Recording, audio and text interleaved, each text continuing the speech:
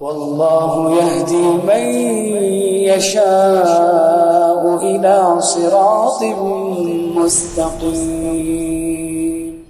إن الحمد لله نحمده ونستعينه ونستغفره ونؤمن به ونتوكل عليه ونعوذ بالله من شرور أنفسنا ومن سيئات أعمالنا من يهده الله فلا مضل له ومن يضلل فلا هادي له ونشهد أن لا إله إلا الله وحده لا شريك له ونشهد أن محمدا عبده ورسوله أما بعد فإن خير الحديث كتاب الله وخير الهدي هدي محمد صلى الله عليه وسلم وشر الأمور محدثاتها وكل محدثة بدعة وكل بدعة ضلالة وكل ضلالة في النار. أعوذ بالله من الشيطان الرجيم. بسم الله الرحمن الرحيم. يا أيها الذين آمنوا اتقوا الله حق تقاته ولا تموتن إلا وأنتم مسلمون. يا أيها الناس اتقوا ربكم الذي خلقكم من نفس واحدة وخلق منها زوجها وبث منهما رجالا كثيرا ونساء واتقوا الله الذي تسالون به والأرحام إن الله كان عليكم رقيبا. يا أيها الذين آمنوا اتقوا الله وقولوا قولا سديدا يصلح لكم أعمالكم ويغفر لكم ذنوبكم ومن يطع الله ورسوله فقد فاز فوزا عظيما. رب اشرح لي صدري ويسر لي أمري واحلل عقدة من لساني يفقهوا قولي. رب زدني علما رب زدني علما رب زدني علما సుబ్హానక లా ఇల్మ లనా ఇల్లా మా అల్లమ్తనా ఇన్నక అంతల్ అలీముల్ హకీం. ముందుగా సర్వ ప్రశంసలు, సర్వ పొగడ్తలు, సర్వ ఆరాధనలు సర్వలోకాలకు ప్రభువైనటువంటి అల్లాహకు మాత్రమే శోభిస్తాయి. ఆ అల్లాహ్ అమితమైన దయా కరుణ కలిగి సర్వ సృష్టికి కర్తగా ఉన్నాడు. సృష్టి యొక్క భూత భవిష్యత్ కాలం లేనివాడు, పూర్తి ప్రపంచంపై ఆధిక్యత కలవాడు. అల్లాహ్ ఎంతో శుభకరుడు, శుభప్రదుడు, సర్వాధిక్యుడు, సర్వోత్తముడు, కరుణించేవాడు, మన్నించేవాడు మరియు శిక్షించేవాడు కూడాను. అల్లాహ్ గోప్యంగా ఉన్న, బహిర్గతమై ఉన్న అన్ని విషయాలను ఎరిగినటువంటి వాడు, ఎటువంటి లోపములు బలహీనతలు లేనటువంటి వాడు. ప్రజలు కల్పించేటటువంటి దైవత్వపు భాగస్వామ్యం వర్తించకుండా పరమ పవిత్రంగా ఉన్నటువంటి అల్లాహ్ పేరుతో ప్రారంభిస్తున్నాను. సమస్త ప్రవక్తలపై అల్లాహ్ యొక్క శాంతి శుభాలు వర్షించుగాక ఆమీన్. అలాగే నైతికతలో పూర్తి ప్రపంచానికి ఆదర్శనీయుడు, వక్తగా, ప్రవక్తగా, సంఘ సంస్కర్తగా, నాయకుడిగా, యోధుడిగా, స్నేహితుడిగా, ఇలా ఒకటేమిటి అన్ని రంగాలలో, అన్ని వేళల్లో, అన్ని ప్రదేశాలలో తన యొక్క వ్యక్తిత్వం ద్వారా ప్రజలందరినీ ఆకట్టుకున్నటువంటి మానవ మహోపకారి, విశ్వ ప్రవక్తల నాయకుడు, కారుణ్యమూర్తి, అంతిమ దైవ ప్రవక్త ముహమ్మద్ సల్లల్లాహు అలైహి వసల్లం. ఆయనపై అల్లాహ్ యొక్క శాంతి శుభాలు కారుణ్యం వర్షించుగాక ఆమీన్. ఈరోజు నేను మీ ముందు ప్రస్తావించబోయేటటువంటి, చర్చించబోయేటటువంటి అంశం ఏమిటి? దుఆ, ప్రార్థనల యొక్క ప్రాముఖ్యత మరియు ఆవశ్యకత.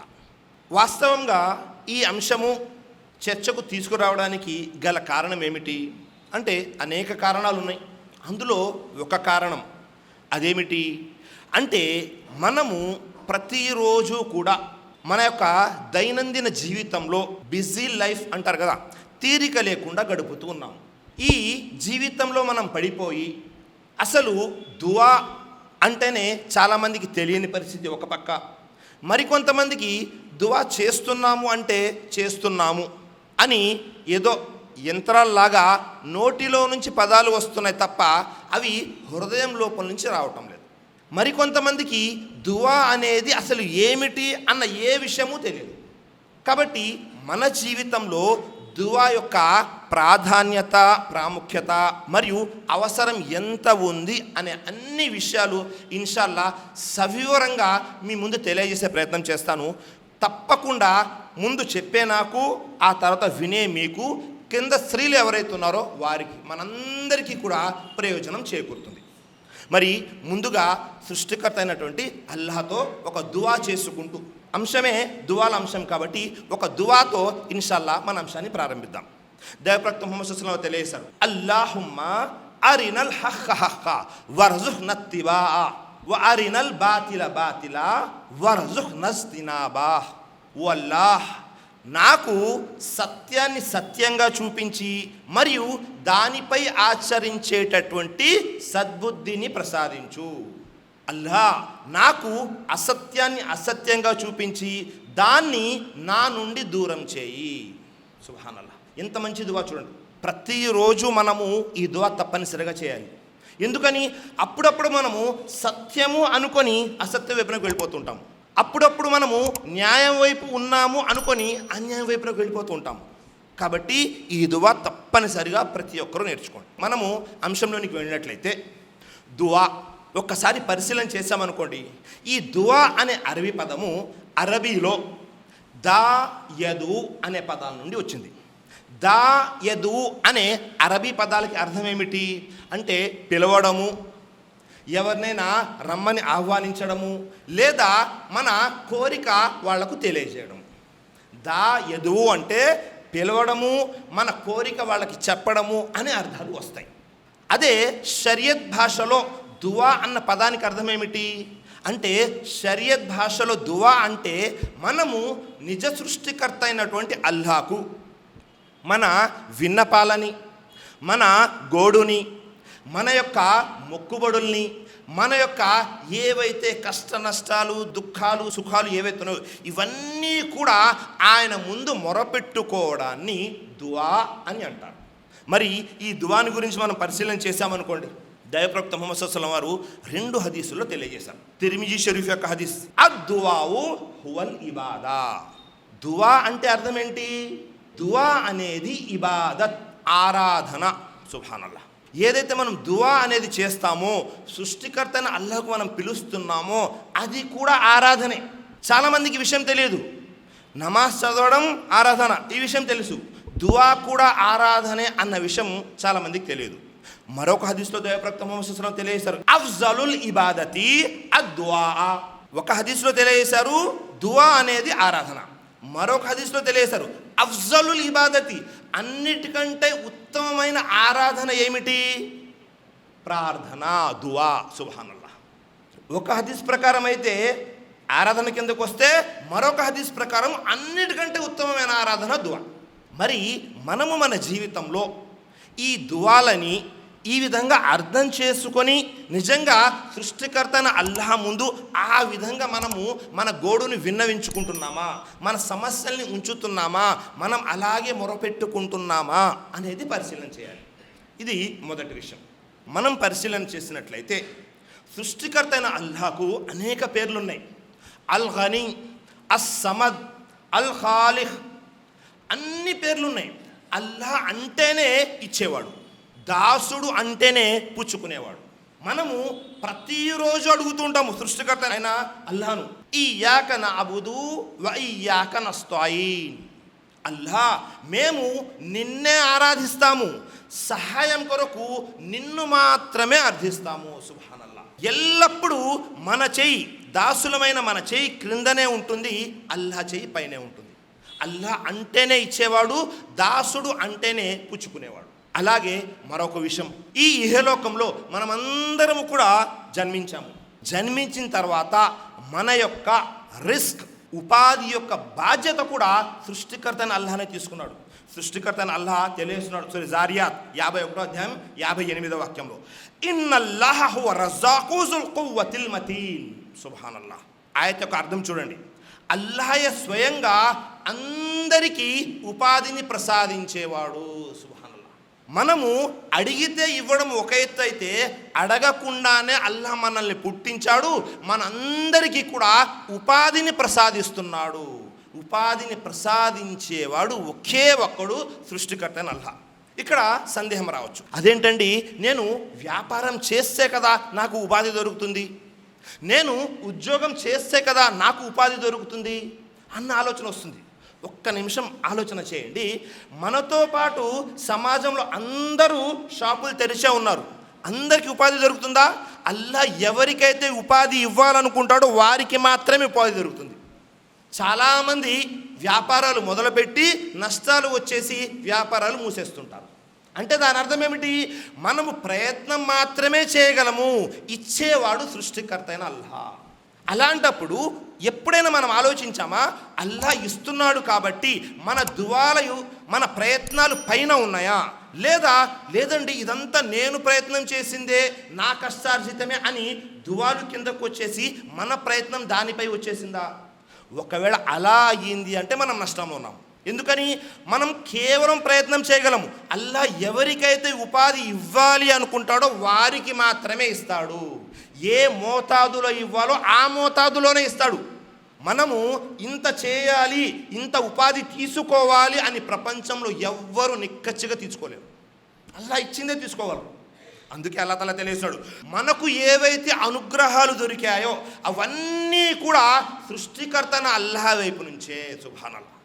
మీరు నేను ఏవైతే అనుగ్రహాలని అనుభవిస్తున్నామో అది ఏ విధంగానైనా, అది శారీరకంగానా, ఉపాధి పరంగానా, ఇంకా ఏ విధంగా అయినా సరే, ఈ అన్ని ఉపగ్రహాలు సృష్టికర్త అయిన అల్లాహ్ వైపు నుంచే మనకు దొరికాయి. ఈ విషయము ఎప్పుడు మనం గుర్తుంచుకోవాలి. అందుకే సృష్టికర్త అయిన అల్లాహ్ కూడా తెలియజేస్తాడు. ఏమని తెలియజేస్తాడు? అల్లాహ్ ఎలాగో ఇస్తాడు కదా, మిమ్మల్ని అందరినీ కూడా మస్జిద్లో కూర్చొని జికర్ చేస్తూ ఉండండి, లేకపోతే మీ ఇళ్లలో మీరు ఉండండి, అల్లాహ్ ఉపాధి ఇస్తాడు అని అల్లాహ్ చెప్పడు. అల్లాహ్ ఏం తెలియజేస్తాడు? ఫైజా కుదియతుస్ సలాతు ఫంతషిరు ఫిల్ అర్జి వబ్తగూ మిన్ ఫజ్లిల్లాహ్. శుక్రవారం నమాజ్ అయిపోయిన తర్వాత మీరందరూ కూడా భూమండలంపై, భూమిపై విస్తరించండి. ఫజ్లిల్లాహ్, అల్లాహ్ యొక్క అనుగ్రహాన్ని అన్వేషించండి. అల్లాహనే ఇస్తాడు. ఇక్కడ మన ప్రయత్నం కూడా ఖచ్చితంగా తప్పకుండా ఉండాలి. ఇవి కొన్ని విషయాలు. ఎందుకని? మన జీవితంలో దువా అంటేనే మనం అడిగింది మాత్రమే కాదు, మనం అడగకుండా కూడా అల్లాహ్ అనేకం ఇచ్చాడు అనే విషయం తెలియజేయడం కొరకు. దువాల విషయంలో అనేక మంది కొన్ని అపోహలకు గురవుతూ ఉంటారు. ఉదాహరణకి కొంతమంది దువా అనేది ఇబాదత్ కదండి, అందులో అఫ్జలుల్ ఇబాదత్ కదండి, కాబట్టి ఏం చేయాలి? ప్రతిదానికి దువాతో ముడిపెట్టేస్తుంటారు. బిదాత్, కొత్త పోకడల్ని అనుసరిస్తుంటారు. ఉదాహరణకి దువా చేయాలి. చాలామంది సమాజంలో ఏం చేస్తారు? ఫరజ్ నమాజ్ అయిపోయింది వెంటనే సామూహిక ఇష్టమై దువా చేస్తారు. మరికొంతమంది రంజాన్లో ఇఫ్తార్ ఉంటుందో ఇఫ్తార్కి ముందు కూడా సామూహిక దువా చేస్తారు. ఈ దువాలు లేవు. దువా చేయాలి, అందులో అతి చేయకూడదు, అందులో కొత్త పోకడలను సృష్టించకూడదు. మనము ఏది చేసినా అందులో రెండు విషయాలు నిక్కచ్చిగా ఉండాలి. మొట్టమొదటిది ఇఖ్లాస్ అనేది ఉండాలి. రెండో విషయము దైవప్రవక్త ముహమ్మద్ సల్లల్లాహు అలైహి వసల్లం యొక్క సున్నత్కి అనుగుణంగా ఉండాలి. మంచి విషయమే కదండి దువా చేయడము. దువా చేయడం మంచి విషయమే. నమాజ్ తర్వాత చేయడము బిదాత్. మరికొంతమంది, చాలామంది దువా ఎప్పుడు చేశారంటే, ఎప్పుడోనండి పోయిన రంజాన్లో చేసినట్టున్నాను, మళ్ళీ ఇప్పుడు దాకా గుర్తులేదు. కొంతమంది పూర్తిగా దువాలే చేయరు, నమాజ్ అయిపోతుంది వెంటనే వెళ్ళిపోతారు, ఇంకా వాళ్ళకి దువా అంటే ఏమీ గుర్తుండదు. కాబట్టి మనము అతివృష్టి చేయకూడదు, అనావృష్టి చేయకూడదు. ఎలాగైతే దైవప్రవక్త ముహమ్మద్ సల్లల్లాహు అలైహి వసల్లం చేయమన్నారో, ఎంతవరకు చేయమన్నారో అంతవరకు చేసుకుంటూ వెళ్ళాలి. ఒకవేళ ఎవరైనా దువా చేయటం లేదు అనుకోండి, సృష్టికర్త అయిన అల్లాహ్ను, దాని గురించి అల్లాహ్ హెచ్చరిస్తున్నాడు. జాగ్రత్తగా వినండి. 40వ అధ్యాయం 60వ వాక్యంలో, వకాల రబ్బుకుం ఉద్ఊని అస్తజిబ్ లకుం ఇన్నల్లజీన యస్తక్బిరూన అన్ ఇబాదతి సయద్ఖులూన జహన్నమ దాఖిరీన్. సుబ్హానల్లాహ్. ఆయత చూడండి ఎలా ఉందో. మీ ప్రభు సృష్టికర్త అల్లాహ్ ఏమంటున్నాడంటే, మీరు నన్ను మాత్రమే ప్రార్థించండి, నేను మీ ప్రార్థనల్ని వింటాను. ఇంకా నా దాస్యం పట్ల ఎవరైతే గర్వాన్ని ప్రదర్శిస్తారో వారు నరకానికి ఆహుతి అవుతారు. అంటే ఎవరైనా ఎవరి జీవితంలోనైనా దువా చేయటం లేదు అంటే దాని అర్థం ఏంటి? వారిలో గర్వం పెరుగుతుంది అని అర్థం. వారికి తెలియకుండానే గర్వం అనేది వారి లోపలికి వస్తుంది అని అర్థం. మరి మనము సృష్టికర్త అయిన అల్లాహ్ను అడుగుతున్నామా? మనము ప్రపంచంలో ఎవరినైనా అడిగాము, ఏమండి నాకు కష్టాలు ఉన్నాయి, లేకపోతే ఏదైనా అవసరం కావాలి అని ఒకసారి అడిగాము, ఇస్తారు. 2 సార్లు అడిగాము, ఇస్తారు. 4వసారి ముఖం చాటేస్తారు, వెళ్ళిపోతారు. ఎప్పుడు కనబడినా డబ్బులు అడుగుతూనే ఉన్నాడు, సహాయం అడుగుతూనే ఉన్నాడని. అవునా కదా? ఇది ప్రపంచంలో మన పరిస్థితి. సృష్టికర్త అయిన అల్లాహ్ దీనికి విరుద్ధంగా మీరు అడుగుతూనే ఉండండి, నేను ఇస్తూనే ఉంటాను అంటున్నాడు. అడగకపోతే అల్లాహ్ ఫీల్ అవుతాడు, అడగకపోతే మనలో గర్వం వచ్చినట్లు. సుబ్హానల్లాహ్. చాలామంది, ఏమండి నేను అన్ని విధాలుగా బాగున్నానండి, నాకు ఏమీ అవసరం లేదు, ఇహలోకంలో ఏవైతే సుఖ సౌఖ్యాలు ఉన్నాయో అన్నీ నేను అనుభవిస్తూనే ఉన్నాను కదా, అన్నీ ఇచ్చాడు అల్లా నాకు, ఇంకేం అడగాలి అల్లాను అనే ఆలోచనలో కూడా ఉంటారు.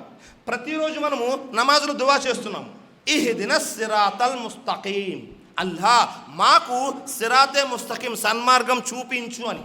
అంటే అడిగే వాళ్ళందరూ సన్మార్గంలో లేరని అర్థము కాదు. సన్మార్గం చూపించు అంటే ప్రతి దశలోనూ, ప్రతి భాగంలోనూ, ప్రతి నిమిషము, ప్రతి క్షణము మనము హిదాయత్ మార్గంలోనే ఉండాలి అని. సుబ్హానల్లాహ్. కాబట్టి ఎల్లప్పుడూ మనము సృష్టికర్త అయిన అల్లాహను అడుగుతూనే ఉండాలి. ఒకవేళ అడగడం మర్చిపోయాము, అడగడం మానేశాము అంటే మనలో గర్వం యొక్క లక్షణాలు కనబడుతుంటాయి. గర్వం అనేది మన లోపలికి వస్తూ ఉంటుంది. ఇది మొదటి విషయం. ఆ తర్వాత విషయాన్ని మనం పరిశీలన చేశామనుకోండి, దువా అనేది ఎలాంటి విషయము దైవప్రవక్త ముహమ్మద్ సల్లల్లాహు అలైహి వసల్లం వారు తెలియజేశారు. జాగ్రత్తగా వినండి. ఇబ్నే ఉమర్ రజియల్లాహు అన్హు వారి కథనం, మిష్కాత్ యొక్క హదీస్. ఇన్న దువా యన్ఫౌ మిమ్మా నజ్జల వ మిమ్మా లం యన్జల్ ఫఅలైకుం ఇబాదల్లాహి బిద్దువా. దువా అనేది అన్ని విధాలుగా మనకు లాభం చేకూర్చేది.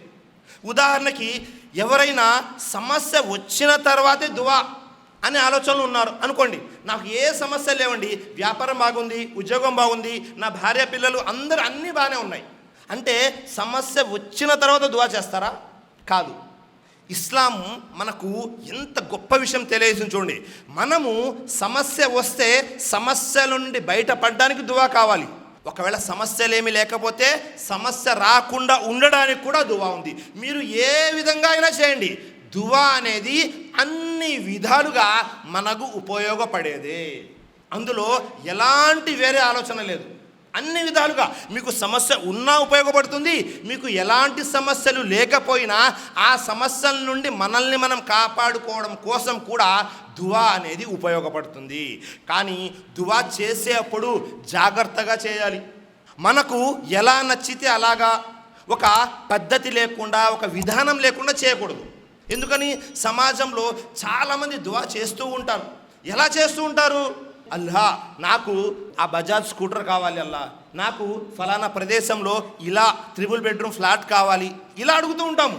అంటే ప్రతిదానికి ప్రత్యేకించి ఇలా ఇలా అని వివరంగా, మీకు మీ సమస్య ఏంటి, అల్లా నాకు ఈ అవసరం ఉంది అని అడగడం వేరు. అందులో మరీ అతి వెళ్ళిపోకూడదు. అతి వెళ్ళిపోతే ఏమవుతుంది? ఒక చిన్న సంఘటన ఉంది. దైవప్రవక్త ముహమ్మద్ సల్లల్లాహు అలైహి వసల్లం యొక్క శిష్యులు అబ్దుల్లా ఇబ్నే ముగఫల్ రజియల్లాహు అన్హు వారు, ఆయన ముందు ఆయన కుమారుడు దువా చేస్తున్నాడు.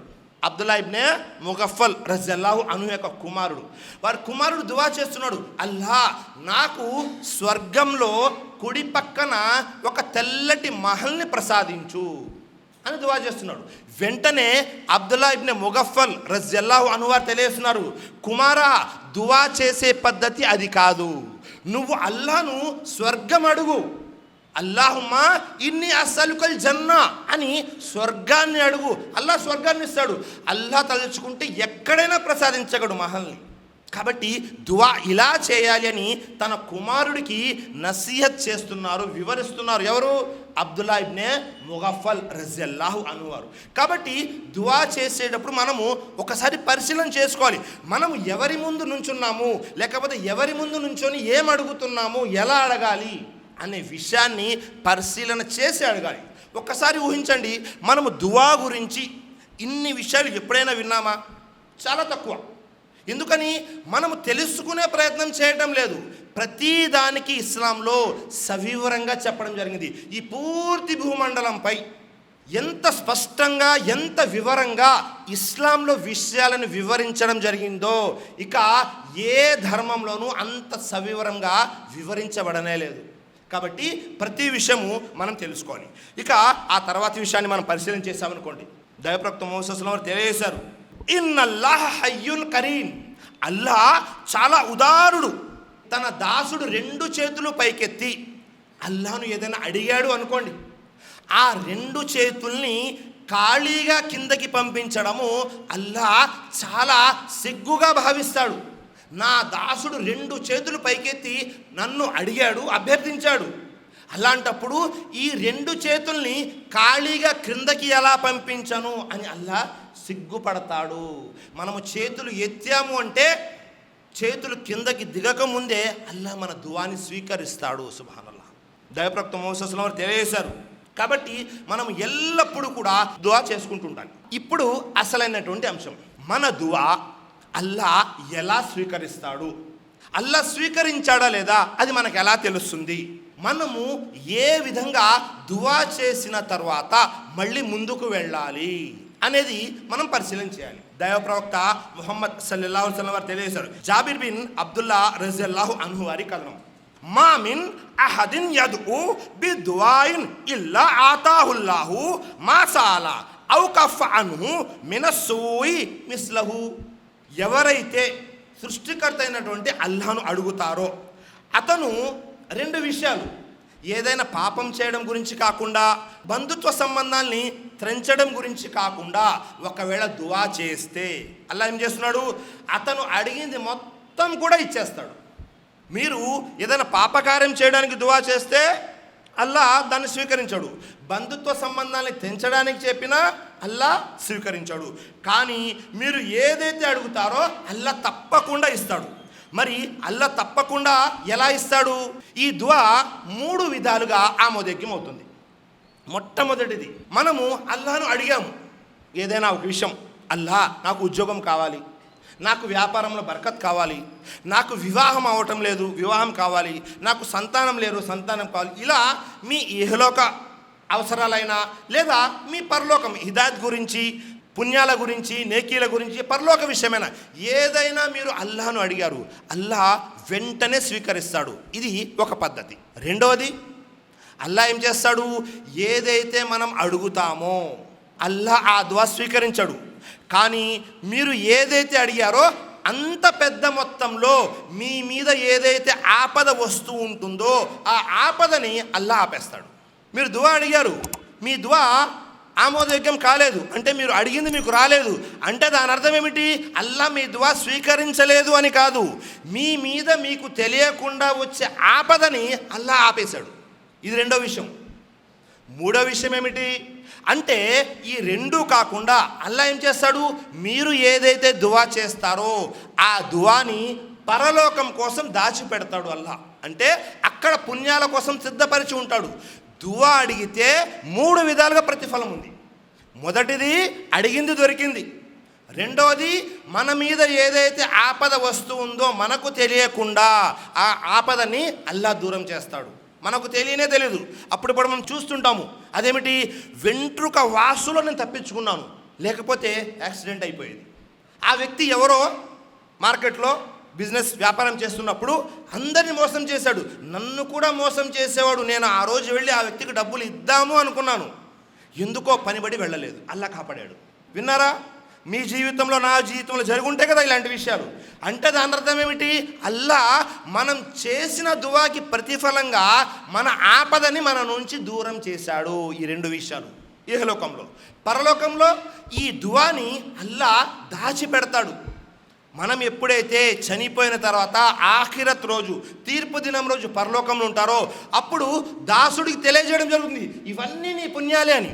వెంటనే దాసుడు ఆశ్చర్యపోయి అడుగుతాడు, అల్లా నేను ఇన్ని పుణ్యకార్యాలు చేయలేదు కదా, మరి ఇన్ని పుణ్యాలు ఇక్కడెందుకు ఉన్నాయి అంటే, నువ్వు ఇహలోకంలో ఏవేవైతే దువాలు చేశావో, ప్రార్థనలు చేశావో నేను అవి ఆమోదించలేదని నువ్వు అనుకుంటున్నావు. ఆ దువాలన్నీ కూడా తీసి నేను ఇక్కడ దాచిపెట్టడం జరిగింది. సుబ్హానల్లాహ్. అప్పుడు దాసుడు అనుకుంటాడు, అల్లా ఇహలోకంలో నా ఒక్క దువా కూడా స్వీకరించకుండా ఉంటే బాగుండేది కదా అనుకుంటాడు. కాబట్టి దువాలు ఇలా కూడా మనకు ఉపయోగపడతాయి. మీరు ఏ విధంగా అయినా చేయండి, అన్ని విధాలుగా దువా అనేది ప్రయోజనకరమే. ఆ తర్వాత అల్లా తాలా తెలియజేస్తున్నాడు. ఏమని తెలియజేస్తున్నాడు? ఇప్పుడు అల్లా ఇలా చేశాడు, అల్లా ఎవరికైనా జవాబుదారియా? అల్లా తాలా తెలియజేస్తున్నాడు, లా యస్అలు అమ్మా యఫ్అలు వహుం యస్అలూన్. అయితే అల్లా తాను చేసే పనులకు ఎవ్వరికీ జవాబుదారి కాదు. అల్లా వచ్చి మీకు చెప్పాలా? ప్రతి వ్యక్తికి వచ్చి నేను నీ మీద వచ్చే ఆపదను తీసేశాను అందుకే దువా స్వీకరించలేదు అని చెప్పాలా? అల్లా ఎవరికి జవాబుదారి కాదు, ఆయన తన ఇష్టం వచ్చినట్లు చేస్తాడు. మీరు నేను మనమందరం కూడా జవాబుదారులం అల్లాహకు. ఎందుకని? ఆయన ఖాలిక్, మనము మఖ్లూక్, ఆయన సృష్టికర్త, మనమందరం కూడా సృష్టి. ఆయన చేసే ఏ పనికి ఎవ్వరికి జవాబు చెప్పవలసిన పని లేదు. అందుకే మనం ఎల్లప్పుడూ ఏం చేయాలి? ఎలాంటి పరిస్థితులైనా అల్హమ్దులిల్లాహి అలా కుల్లి హాల్, నేను ఏ పరిస్థితిలో ఉన్నా అల్హమ్దులిల్లా, అల్లాహకు కృతజ్ఞతలు. కానీ ఎల్లప్పుడూ కూడా దువా చేస్తూనే ఉండాలి. అల్లా దువాని ఎలా స్వీకరిస్తాడు అనే దానికి ఒక 2-3 ఉదాహరణలు. మూసా అలైహిస్సలాంని సృష్టికర్త అల్లా ప్రవక్తగా నియమించాడు. వెంటనే మూసా అలైహిస్సలాం అన్నారు, అల్లా నేను ఫిరౌన్ దగ్గరికి ఒంటరిగా వెళ్ళలేను, నా సోదరుడు హారూన్ని కూడా ప్రవక్తగా చేయి. వెంటనే అల్లా దువా స్వీకరించాడు. హారూన్ కాస్త హారూన్ అలైహిస్సలాం అయిపోయారు. వెంటనే దువా స్వీకరించాడు. ఇబ్రాహీం అలైహిస్సలాం దువా చేశారు, అల్లా ఈ మక్కావాసుల కొరకు వీరిలో నుంచే ఒక ప్రవక్తని నియమించు. ఇబ్రాహీం అలైహిస్సలాం ఎప్పుడు దువా చేశారు? ఆ దువా ఎప్పుడు స్వీకరించబడింది? దాదాపుగా 3-4 వేల సంవత్సరాల తర్వాత. సుబ్హానల్లాహ్. చూడండి, అల్లా ఏది చేసినా అల్లా హిక్మత్, వివేకంతో చేస్తాడు. ఆ విషయం మీకు నాకు అర్థం కాదు. మనమేమో అల్లా నా దువా స్వీకరించలేదు, అల్లా నా దువా స్వీకరించలేదు అని మనం బాధపడిపోతూ ఉంటాము. చాలామంది చూడండి, మనము ఏదైనా ఒక వ్యాపారం ప్రారంభించాము, ఆ వ్యాపారంలో నష్టం వచ్చింది. మీరు దువా చేసుకున్నారు, అన్నీ చేశారు, వ్యాపారంలో నష్టం వచ్చింది. చాలా బాధపడిపోతూ ఉంటారు, డిసప్పాయింట్ అయిపోతూ ఉంటారు, నిరాశ చెందుతూ ఉంటారు. ఏం చేస్తారు? ఎవరో ఒకళ్ళు వచ్చి సర్ది చెప్పి ఆ వ్యాపారం వద్దులే అని వేరే వ్యాపారం ప్రారంభిస్తారు. ఆ వ్యాపారంలో బాగా బర్కత్, వృద్ధి అనేది అల్లా ప్రసాదిస్తాడు. మీరు ఇంతకు ముందు చేసిన వ్యాపారంలో ఉదాహరణకి ప్రతిరోజు 2000 సంపాదించేవాళ్ళు అనుకోండి, అది వదిలేసి వేరే వ్యాపారం ప్రారంభించారు, ప్రతిరోజు 20,000 సంపాదిస్తున్నారు. సుబ్హానల్లాహ్. అది ఫెయిల్ అవ్వబట్టే కదా ఇక్కడ మరొకటి ప్రారంభించారు. అలాగే మీరు ఉద్యోగం కోసం ప్రయత్నం చేస్తున్నారు, అల్లా నాకు ఎలాగైనా ఈ ఉద్యోగం కావాలి కావాలి కావాలి, ఉద్యోగం దొరకలేదు, అల్లా నాకు ఇవ్వలేదు, నా పక్కనే ఉన్న అబ్దుల్లాకి ఇచ్చేశాడు ఉద్యోగం. బాధపడిపోతూ ఉంటాము. అల్లాకు తెలుసు మీకు నాకు ఏది మంచిదో, భవిష్యత్తులో మనకు ఏది మంచిదో అల్లా అది మనకిస్తాడు. జాగ్రత్తగా గుర్తుపెట్టుకోండి, అల్లా మనం అడిగింది ఇవ్వడు, మనకు ఏదైతే అవసరమో అది మాత్రమే ఇస్తాడు. మనకు అవసరమైంది అల్లా ఇస్తాడు తప్ప మనం అడిగింది కాదు. అది ఇవ్వలేదు అంటే దాని అర్థం ఏంటి? అందులో ఏదో వివేకం ఉంది, భవిష్యత్తులో మనకు అది తెలుస్తుంది. చాలాసార్లు మనం అంటూ ఉంటాము, ఏదైనా వివాహ సంబంధం వచ్చింది, ఫలానా అబ్దుల్లా గారు అమ్మాయిని వివాహం చేసుకోవాలనుకున్నాం, దువా చేశాము, వివాహ సంబంధం కుదరలేదు. చాలా బాధపడిపోతుంటాము, ఎలాగైనా వాళ్ళ అమ్మాయిని చేసుకుందాం అనుకున్నాను, కుదరలేదు. లేకపోతే వాళ్ళ అబ్బాయిని 4 రోజుల తర్వాత లేదా 4 సంవత్సరాల తర్వాత తెలిసింది, ఏంటి అమ్మో వాళ్ళ ప్రతిరోజు వాళ్ళ ఇంట్లో గొడవలేనండి, అస్సలు వాళ్ళతో మాట్లాడలేం అని వింటాము. విన్నప్పుడు ఏమనుకుంటాము? అల్లా నన్ను కాపాడాడు, 4 సంవత్సరాల క్రితం పెళ్లి చేసుకొని ఉంటే ప్రతిరోజు పోట్లాడుకోవాల్సి వచ్చేది. విన్నారా లేదా? జరుగుతూ ఉంటాయి ప్రాక్టికల్గా. అంటే అల్లా ఏది చేసినా దాంట్లో ఒక వివేకం ఉంటుంది, అది మనకు అర్థం అవడం కోసం కాస్త సమయం పడుతుంది. కాబట్టి ఎప్పుడు కూడా మనం దువా చేశాం కదా, అల్లా స్వీకరించలేదు అనే ఆలోచనలు వెళ్ళొద్దు. అల్లా తప్పకుండా స్వీకరిస్తాడు. అందులో మర్మము మనకు తెలియడం కోసం కాస్త సమయం పడుతుంది. ఎందుకని? మీరు నేను అజ్ఞానులం, అవివేకులం. అల్లా యొక్క మర్మాలు అర్థం కావడానికి సమయం పడుతుంది. ఒకసారి దైవప్రవక్త ముహమ్మద్ సల్లల్లాహు అలైహి వసల్లం వారు జుమా ఖుత్బా ఇస్తూ ఉన్నారు మస్జిద్లో. అనస్ బిన్ మాలిక్ రజియల్లాహు అన్హు వారి కథనం. ఒక పల్లెటూరి అరబ్బు తిన్నగా లోపలికి వచ్చాడు.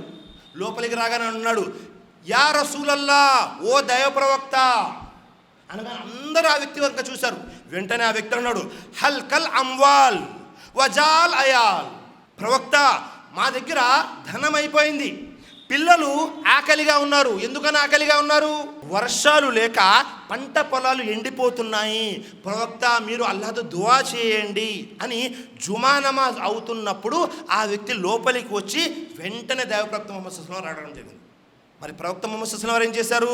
అనస్ బిన్ మాలిక్ తెలియజేస్తున్నారు, మేము ఆకాశంలోకి చూసాము, ఆకాశంలో ఒక చిన్న మబ్బు తునుక కూడా లేదు, మొత్తం ఆకాశం ఖాళీగా ఉంది, మబ్బులు అస్సలు లేవు.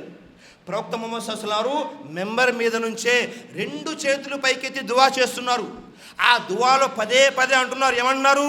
అల్లాహుమ్మస్కినా అల్లాహుమ్మస్కినా అల్లాహుమ్మస్కినా, ఓ అల్లా నీటిని ప్రసాదించు, నీటిని ప్రసాదించు, నీటిని ప్రసాదించు అని. అనస్ బిన్ మాలిక్ తెలియజేస్తున్నారు రజియల్లాహు అన్హు వారు, దైవప్రవక్త ముహమ్మద్ సల్లల్లాహు అలైహి వసల్లం ఎత్తిన చేతులు ఇంకా కిందకి దించనే లేదు. మేము ఆకాశంలోకి చూస్తే ఆకాశం అంతా మబ్బులతో నిండిపోయింది. ఇంకా జుమా ఖుత్బా అవనే లేదు.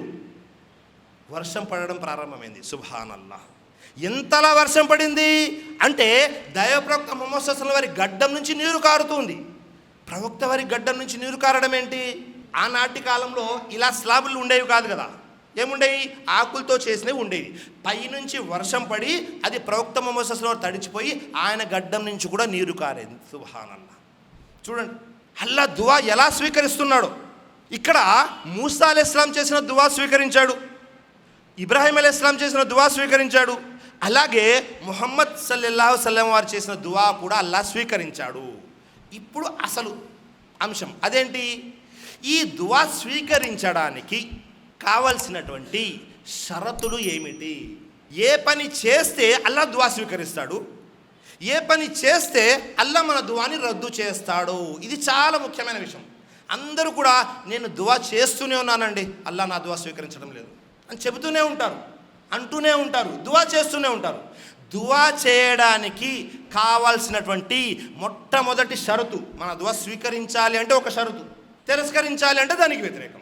ఏమిటది అంటే మనలో ఈమాన్ అనేది ఉండాలి, మనము మోమిన్ అయి ఉండాలి, తౌహీద్ మీద ఉండాలి. అల్లాహ్ తాలా తెలియజేస్తాడు, వైజా సాలక ఇబాది అన్నీ ఫయిన్ని కరీబ్ ఉజీబు దావత దాయి ఇజాదాని ఫల్యస్తజీబులి వల్యుమిను బి లఅల్లహుం యర్షుదూన్.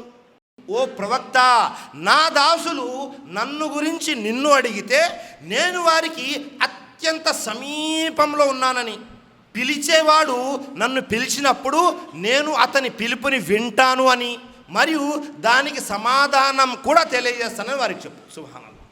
అల్లాహ్ తాలా తెలియజేశాడు, ఎవరైతే నన్ను పిలుస్తారో నేను వారి ప్రతి మాటని వింటాను, సమాధానం కూడా తెలియజేస్తాను.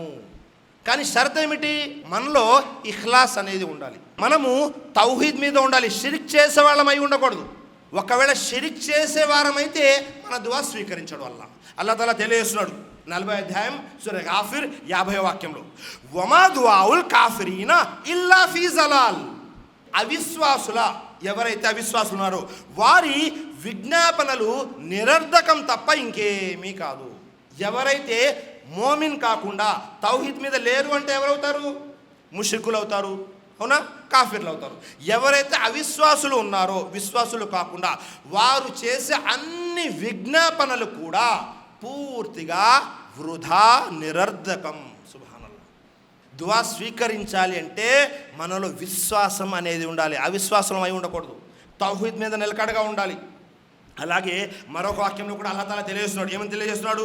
46వ అధ్యాయం 5వ వాక్యంలో, వమన్ అజల్లు మిమ్మన్ యదు మిన్ దూనిల్లాహ్ మల్లా యస్తజీబు లహు ఇలా యౌమిల్ కియామా వహుం అన్ దుఆఇహిం గాఫిలూన్. వారు అల్లాహ్ను వదిలి ఎవరిని వేడుకుంటారు అంటే ప్రళయం వరకు తమ మొరని ఆమోదించలేని వారిని వారు మొరపెట్టుకుంటున్నారు. వీరు మొరపెట్టుకుంటున్న సంగతి కూడా వారికి తెలియదు. సుబ్హానల్లాహ్. దీనికంటే దౌర్భాగ్యం ఏమైనా ఉందా? మన సమాజంలో అనేక మంది ఇలాగే చేస్తుంటారు. కనీసము తమ మొరని వినలేని వారిని, మొరపెట్టుకుంటున్న సంగతి కూడా తెలియని వారిని మనం పిలుస్తూ ఉంటాము, వారిని ఆరాధిస్తూ ఉంటాము, వారిని మన వేడుకలు తెలియజేస్తుంటాము. ఒక్క నిమిషం ఇక్కడ మనం పరిశీలన చేశామనుకోండి, సమాజంలో ఎలా ఉంది? అందరూ నిజంగా సృష్టికర్తని అల్లాహ్ని పిలుస్తున్నారా? ఎవరైతే ముస్లిమేతరులు ఉన్నారో వారికి తౌహీద్ తెలీదు, అలాగే ఇఖ్లాస్ తెలీదు, మిగతా విషయాలు తెలీదు. ముస్లింలలో కూడా ఎక్కువ మంది ఎక్కడికి వెళ్తుంటారు? బాబాల దగ్గరికి, దర్గాల దగ్గరికి వెళ్తూ ఉంటారు. ఏమన్నంటే ఏ బాబాకే తుఫైల్ మే, వారి యొక్క నామంలో అని కొంతమంది, వారి ద్వారా అని మరికొంతమంది, ఇలాగా మీరు ఎన్ని రకాలుగా అయినా సరే చెప్పండి, ఇదంతా కూడా షిరిక్ కిందకే వస్తుంది. అల్లా మన మొర వినను అంటే కదా మనం వేరే వాళ్ళ దగ్గరికి వెళ్ళాలి. అల్లా ఏమన్నాడు? వైజా సాలక ఇబాది అన్నీ ఫైన్ని కరీబ్. మీరు నన్ను పిలవండి, నేను మీకు అత్యంత కరీబ్, సమీపంలో ఉన్నానని అల్లా అంటుంటే మనం అల్లాను వదిలేసి ఆ బాబా దగ్గరికి వెళ్ళాము, లేకపోతే ఈ బాబా దగ్గరికి వెళ్ళాము, ఆ దర్గా దగ్గరికి వెళ్ళాము, వారేదో మాకు సహాయం చేస్తారు అని అలా ఆలోచనలో ఉన్నారు. వారు ఏమైనా సహాయం చేయగలరంటే ఏమీ లేదు. కనీసము ఎవరైతే మొరపెట్టుకుంటున్నారో ఈ మొరపెట్టుకుంటున్న సంగతి కూడా వారికి తెలియదు. అలాంటి వారిని మొరపెట్టుకుంటున్నారు. ఏమైనా ప్రయోజనం ఉందా? ఏమీ ప్రయోజనం లేదు. మీరు అల్లాహ్తో పాటు ఎవరినైనా కలపండి. చాలామంది యా గౌస్ అంటూ ఉంటారు, లేకపోతే యా అలీ అంటుంటారు. మరికొంతమంది యా ముహమ్మద్ సల్లల్లాహు అలైహి వసల్లం, ముహమ్మద్ సల్లల్లాహు అలైహి వసల్లం వారిని కూడా కలుపుతూ ఉంటారు. ఎవరినైనా కలపండి, అల్లాహ్ను పిలిచేటప్పుడు అది పూర్తిగా షిరిక్ అయిపోతుంది. మనము పిలిచే పిలుపుకి అల్లాహ్ సమాధానం ఇవ్వడు. ఎట్టి పరిస్థితుల్లో అవకాశమే లేదు. ఇంకా మరొక విషయం కూడా అల్లాహ్ తఆలా తెలియజేస్తున్నాడు. ఏమిటది? తీర్పు దినం రోజు ఎలా ఉంటుంది అంటే అల్లాహ్ తఆలా తెలియజేస్తున్నాడు, వ ఇజా హుషిరన్ నాసు కాను లహుం అదావ్ వ కాను బి ఇబాదతిహిం కాఫిరూన్. మానవులంతా సమీకరించబడినప్పుడు వీరు వారికి శత్రువులు అయిపోతారు. ఎవరైతే మరొకరిని పిలిచారో వారి ఇరువురు కూడా ఒకరికి ఒకరు శత్రువులైపోతారు. మరియు వాళ్ళు ఏదైతే పూజ పునస్కారాలు లేకపోతే ఆరాధన, దువా అంటే ఆరాధన కదా, కాబట్టి వాళ్ళు ఏదైతే పిలిచారో ఆ ఆరాధనని, పూజని, పురస్కారాన్ని అన్నిటిని కూడా తిరస్కరించేస్తారు. మనం ఎవరి దగ్గరికి వెళ్తున్నాము సమాజంలో? ఇప్పుడో 100 సంవత్సరాల క్రితం, 200 సంవత్సరాల క్రితం చనిపోయి మట్టిలో మట్టి అయిపోయారు. వారి చర్మాన్ని, వారి మాంసాన్ని ఎవరు తిన్నారు? క్రిమికీటకాలు, పురుగులు తినేశాయి. ఎముకలు కూడా మిగిలి ఉండవు. అలాంటి వారి దగ్గరికి వెళ్ళి మన విన్నపాలన్నీ చెబుతున్నాం. ఏమైనా ప్రయోజనం ఉందా? ఏమీ లేదు ప్రయోజనం. ఒకవేళ మనలో ఎవరైనా తెలుసో తెలియకో వాళ్ళ ద్వారా ఏదైనా జరిగిద్ది అనే ఆలోచనలో ఉన్నారు అంటే ఇది పూర్తిగా షిరిక్ అయిపోతుంది. మన ఆరాధన అల్లాహ్ స్వీకరించడు, మన దువాలని అల్లాహ్ ఆమోదించడు. మీరు ఏ దువా అయినా చేయండి, అల్లాహ్ మీ దువాని స్వీకరించడు. ఇది మొట్టమొదటి విషయం. అలాగే రెండో విషయం ఏమిటి? అల్లాహ్ మన దువాని, మన వేడుకోలుని అల్లాహ్ ఆమోదించాలి అంటే ఏముండాలి? మనము హలాల్ వస్తువులు తిని ఉండాలి. హరాం సంపాదన తిని ఉంటే అల్లాహ్ మన దువా స్వీకరించడు. చాలా ముఖ్యమైన విషయం. ప్రస్తుతం మనం జీవితం గడుపుతున్నాము. దైవప్రవక్త ముహమ్మద్ సల్లల్లాహు అలైహి వసల్లం తెలియజేశారు, ప్రళయానికి ముందు ఒక కాలం రాబోతూ ఉంది. ఆ కాలంలో ప్రజలు ఎలా ఉంటారు అంటే ధర్మమైంది ఏమిటి, అధర్మమైంది ఏమిటి, హలాల్ ఏమిటి, హరాం ఏమిటి అనేది పట్టించుకోకుండా సంపాదించేస్తూ ఉంటారు. ప్రస్తుతం అదే జనరేషన్లో ఉన్నాం. చాలామందికి వారు చేసే వ్యాపారము హలాలో హరామో తెలియదు. నేను చేసే వ్యాపారం హలాల్ కాదు, హరాం కాదండి. అలా ఉంటుందా? అయితే అటు లేకపోతే ఇటు, మధ్యలో ఏమీ ఉండదు. చాలామంది వెళ్ళిపోతూ ఉన్నారు. ఏమన్నంటే ప్రస్తుతం ఎలా ఉన్నాయి ఖర్చులు, అన్ని వస్తువులు పెరిగిపోతున్నాయి. ఇక నేను ధర్మపరంగానే హలాల్గానే సంపాదించాలి అంటే అవసరాలు తిరగటం లేదు కదండి, మీరేమో ఇలా అంటారేంటి అని చాలామంది వడ్డీ వ్యాపారం చేస్తూ ఉంటారు. ఏంటంటే ఈ రోజుల్లో ఆ రోజుల్లో అలాగా ఉండలేం కదా. చాలామంది వ్యాపారంలో మోసం చేస్తుంటారు. ఏంటంటే వ్యాపారంలో వ్యాపారమే చల్తా భయ్, వ్యాపారంలో నడిచింది. ఎలా నడిచింది? ఎలాగా నడవదు. దీన్ అనేది మీకు ఇష్టమైనట్లుగా మార్చుకునేది కాదు. అది ఎలా ఉందో దాన్ని అలా అనుసరించాలి మనం. కాబట్టి చాలామంది హరాం వ్యాపారంలోకి వెళ్ళిపోతుంటారు. ఎవరైనా హరాం సంపాదన తిన్నారు అంటే వారి దువా స్వీకరించబడదు. వారి సంతానం ఎవరైతే ఉన్నారో వారు కూడా అవిధేయులుగా తయారవుతారు. దైవప్రవక్త ముహమ్మద్ సల్లల్లాహు అలైహి వసల్లం తెలియజేశారు. అబూ హురైరా రజియల్లాహు అన్హు వారి కథనం, ముస్లిం షరీఫ్ యొక్క హదీస్, ఇన్నల్లాహ తయ్యిబున్ లా యక్బలు ఇల్లా తయ్యిబా. అల్లాహ్ పరిశుద్ధుడు, పరిశుద్ధ వస్తువుల్ని మాత్రమే స్వీకరిస్తాడు. మనము హరాం సంపాదనతో అపరిశుద్ధంగా ఈ శరీరంలో ఏదైనా పంపిస్తే ఈ పూర్తి శరీరం నాపాక్ అపరిశుద్ధమైపోతుంది. ఇలాంటి శరీరంలో నుండి వచ్చే మాట అల్లాహ్ స్వీకరించడు. ఆ తర్వాత కూడా తెలియజేస్తున్నారు దైవప్రవక్తలు, వ ఇన్నల్లాహ అమరల్ ముమినీన బిమా అమర బిహిల్ ముర్సలీన్. మరియు అల్లాహ్ మూమిన్లకు మరియు తన ప్రవక్తలకు ఆజ్ఞాపన చేశాడు. దానినే ఆజ్ఞాపించాడు హలాల్ గురించి. ఎవరెవరికి? మోమిన్లకి మరియు ప్రవక్తలకి, ఇద్దరికి అదే వాగ్దానం చేశాడు, హలాల్ మాత్రమే తినండి అని. 23వ అధ్యాయం సూరా మోమినూన్ 51వ వాక్యంలో, యా అయ్యుహ రసూల్ కులు మినత్ తయ్యిబాత్. ఓ ప్రవక్తల్లారా పరిశుద్ధ వస్తువుల్ని మాత్రమే తినండి. సుబ్హానల్లాహ్. అల్లా ప్రవక్తలుగా ఆజ్ఞాపిస్తున్నాడు, పరిశుద్ధమైన వాటివే తినండి అని. ఇక్కడ పరిశుద్ధము అంటే అల్లా హరాం చేసినటువంటి పంది మాంసము, రక్తము, లేకపోతే గైరుల్లా పేరు మీద కోసింది, పైనుంచి పడిపోయి చనిపోయింది, ఇవి మాత్రమే కాదు. హరాం అంటే ఏంటి? అపరిశుద్ధ వస్తువులు అంటే ఏంటి? మన సంపాదన కూడా హరాం అయితే ఆ సంపాదన ద్వారా వచ్చే హలాల్ వస్తువులు కూడా హరాం అయిపోతాయి. మీరు ఉదాహరణకి అల్లా కోడిని తినొచ్చు అన్నాడా లేదా? తినొచ్చు. ఒకవేళ మీరు వడ్డీ డబ్బులతో ఇది తింటున్నారు, ఇది హరాం అయిపోతుంది. ఇది హలాల్ అయినప్పటికీ మీ దగ్గర వచ్చినటువంటి సంపాదన హరాం సంపాదన. కాబట్టి ఇక్కడ జాగ్రత్త వహించాలి. హరాం అనగానే అల్లా ఏవైతే చెప్పాడో అవి మాత్రమే కాదు, అవి ఎలాగూ హరామే. మన సంపాదన హరాం అయితే హరాం సంపాదన ద్వారా వచ్చే హలాల్ వస్తువులు కూడా హరాం అయిపోతాయి. యా అయ్యుహల్లజీన ఆమను కులూ మినత్ తయ్యిబాతి మా రజఖ్నాకుం. ఓ విశ్వసించిన ప్రజలారా, మీరు కేవలము అల్లాహను ఆరాధించేవారే అయితే మేము మీకు ప్రసాదించిన దానిలో పవిత్రమైన వస్తువుల్ని మాత్రమే తినండి. సుబ్హానల్లాహ్. అల్లాహ్ ప్రవక్తలకి విడిగా చెప్పాడు, విశ్వాసులకి విడిగా చెప్తున్నాడు, హలాల్ వస్తువులు మాత్రమే తినండి, హరాం తినొద్దు, హరాం తినొద్దు అని. ఒక్కసారి ఒక్క నిమిషం పరిశీలన చేయండి.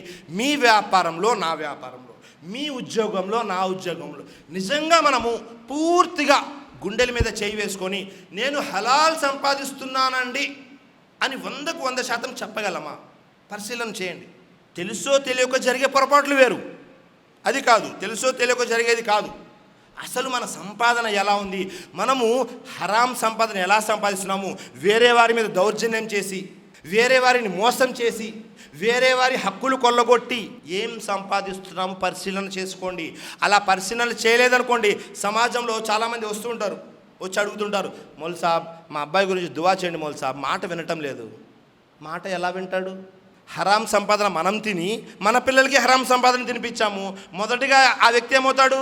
సృష్టికర్త అల్లాహకు అవిధేయుడుగా తయారవుతాడు, నాఫర్మాన్గా తయారవుతాడు. ఆ తర్వాత మన మాట ఎవరు వినరు. మన పిల్లలు, మన భార్యలు మన మాట వినాలి అన్నా, వారు అల్లాహకు విధేయత చూపాలి అన్నా హలాల్ సంపాదన చాలా ముఖ్యం. హలాల్ లేదా మీరు ఎన్ని దువాలైనా చేసుకోండి, ఎలాంటి ప్రయోజనం లేదు.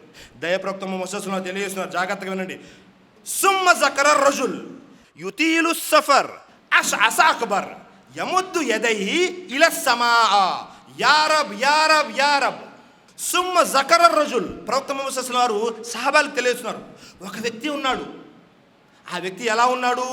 యుతీలు సఫర్, సుదీర్ఘ ప్రయాణం చేసి వచ్చాడు, చాలా దూరం నుంచి ప్రయాణం చేసుకుంటూ వచ్చాడు. వచ్చిన తర్వాత ఆ వ్యక్తి ఎలా కనబడుతున్నాడు? అష్ అక్బర్, ముఖమంతా కూడా దుమ్ము కొట్టుకుపోయి ఉంది, బట్టలన్నీ కూడా మాసిపోయాయి, జుట్టంతా కూడా చెదిరిపోయి ఉంది. అంటే పూర్తిగా ప్రయాణం చేసి వచ్చినటువంటి వ్యక్తి. ఆ వ్యక్తి దువా చేస్తున్నాడు, 2 చేతులు పైకెత్తి. యముద్దు యదై ఇల సమా, 2 చేతులు పైకెత్తి ఆకాశం వైపు చూసి దువా చేస్తున్నాడు. ఏమని? యా రబ్ యా రబ్ యా రబ్, ఓ నా ప్రభు, ఓ నా ప్రభు, ఓ నా ప్రభు అని. అతని దువా స్వీకరించబడుతుందా అంటే ఇక్కడ మరొక హదీస్ ఉంది. అదేమిటి? అల్లా 3 వ్యక్తుల దువాలని రద్దు చేయడు, తిరస్కరించడు. ఏ ఆ 3? మొట్టమొదటి వ్యక్తి, ఏ వ్యక్తి అయితే ప్రయాణంలో ఉండి దువా చేస్తాడో. రెండో వ్యక్తి, ఏ వ్యక్తి అయితే ఒక వ్యక్తి మరొక వ్యక్తి మీద దౌర్జన్యం చేశాడు, దౌర్జన్యానికి గురైన మజ్లూమ్ వ్యక్తి ఎవరైతే ఉన్నారో ఆ వ్యక్తి దువాని అల్లా రద్దు చేయడు. మూడో వ్యక్తి, ఏ తండ్రి అయితే తన సంతానం కోసం చేసే దువా ఉంటుందో ఆ దువా కూడా అల్లా రద్దు చేయడు. ఈ 3 దువాలు అల్లా ఆమోదిస్తాడు. దీనికి కండిషన్ ఏమిటి? హలాల్ ఆహారం, హలాల్ సంపాదన తిని ఉండాలి. ఆ తర్వాత హదీస్లో దైవప్రవక్త ముహమ్మద్ తెలియజేస్తున్నారు, ఆ వ్యక్తి దువా చేశాడు కదా, యా రబ్ యా రబ్ యా రబ్ అని. వ ముత్అముహు హరాం వ మల్బసుహు హరాం వ గుజియ బిల్ హరాం. సుబ్హానల్లాహ్. వ ముత్అముహు హరాం, ఆ వ్యక్తి హరాం ఆహారం తిన్నాడు. వ మల్బసుహు హరాం, ఆ వ్యక్తి తొడిగినటువంటి బట్టలు హరాం సంపాదనతో కూడుకున్నది. ఆ తర్వాత వ గుజియ బిల్ హరాం, ఆ వ్యక్తి ఎలా పోషించబడ్డాడు అంటే హరాం సంపాదనతోనే పోషించబడ్డాడు. ఆ తర్వాత ప్రవక్త వారు తెలుస్తున్నారు, ఫఅన్నా యుస్తజాబు లహు, మరి అలాంటప్పుడు ఆ వ్యక్తి దువా అల్లా ఎలా స్వీకరిస్తాడు? ప్రయాణంలో ఉన్న వ్యక్తిని అల్లా దువగా స్వీకరిస్తాడు. కానీ ఆ వ్యక్తి తిన్నది హరాం, ఆ వ్యక్తి తొడిగింది హరాం, ఆ వ్యక్తి యొక్క శరీరం ఎలా పోషించబడింది? హరాం సంపాదనతో పోషించబడింది. కాబట్టి అల్లా ఆ వ్యక్తి దువాని స్వీకరించడు. ఇప్పుడు అల్లా మన దువా ఎందుకు స్వీకరించటం లేదు అంటే పరిశీలన చేయండి. మనము తౌహీద్ మీద ఉన్నామా లేదా, మనం మోమినా కాదా అనేది మొదటి విషయం. రెండోది, మనం తినేది, త్రాగేది, తొడిగేది హరామా అనేది పరిశీలన చేసుకోండి. లేదండి నేను హలాల్గానే ఉన్నాను అల్హమ్దులిల్లా, ఆ దువా ఇక్కడ స్వీకరించబడలేదా, కొన్ని నెలల తర్వాత, కొన్ని సంవత్సరాల తర్వాత అలా స్వీకరిస్తాడు. లేదా పరలోకంలో మన కోసము పుణ్యాలు సిద్ధపరచబడి ఉంటుంది. ఇది రెండో విషయం. మూడో విషయం, మనం ఎప్పుడూ కూడా స్వతహాగా మనకి మనం పాపం చేయడం కొరకు గురించి కానీ, లేదా బంధుత్వ సంబంధాన్ని తెంచడం గురించి కానీ, లేదా వేరే వారికి నష్టం చేకూర్చే విధంగా దువా చేసిన అల్లా దువా స్వీకరించాడు. ఉదాహరణకి ఒక వ్యక్తి దువా చేస్తున్నాడు. ఏమని చేస్తున్నాడు? అల్లా నేను ఎలాగైనా సరే నాకు బ్యాంకులో ఉద్యోగం ఇప్పించల్లా అని దువా చేస్తున్నాడు. అల్లా స్వీకరించాడు. బ్యాంకు ఉద్యోగం అంటేనే హరాం. అల్లా ఎలాగైనా సరే నాకు వ్యభిచారం చేసే అవకాశం కల్పించల్లా, హరాం. ఏదైతే స్వతహాగా మనం పాపంలోకి ఇరుక్కుపోతామో, చిక్కుకుపోతామో అలాంటి దువా చేస్తే అల్లా దువాను స్వీకరించాడు. మొదటి విషయం. రెండోది, మన బంధువుల్లో భేదాభిప్రాయాలు వస్తుంటాయి కదా, చిన్న చిన్న గొడవలు జరుగుతుంటాయి. బంధుత్వ సంబంధాన్ని త్రెంచడం గురించి దువా చేశాము. అల్లా ఆ అబ్దుల్లాతో నాకు సంబంధం వద్దల్లా, కట్ చేసేస్తాం అని అల్లాతో దువా చేస్తున్నారు. ఈ బంధుత్వ సంబంధం తెగిపోవాలి అని అల్లా స్వీకరించాడు. మూడో విషయము, మన మస్జిద్ వాళ్ళతోనే, మన జమాత్ వాళ్ళతోనే, లేకపోతే మనం ఎక్కడైతే ఉంటున్నామో మన ఊరి వాళ్ళతోనే ఏదో భేదాభిప్రాయం వచ్చింది. అల్లా ఆ అబ్దుల్లా వాళ్ళ అబ్బాయికి జాబ్ రాకూడదు అల్లా. మీరు ఎంత దువా చేసినా అల్లా స్వీకరించాడు. అల్లా అబ్దుల్లా వాళ్ళ అమ్మాయికి పెళ్ళి అవ్వకూడదు, అల్లా దువా స్వీకరించాడు. అల్లా ఆ అబ్దుల్లా ఏదైతే వ్యాపారం చేస్తున్నాడో పూర్తిగా నష్టపోవాలి, అల్లా స్వీకరించాడు. ఎందుకని? ఇది స్వతహాగా పాపము. వేరే వారు నష్టపోవాలి అని కోరుకోవడం ఏదైతే ఉందో అది మంచి విషయమా? మంచి విషయం కాదు.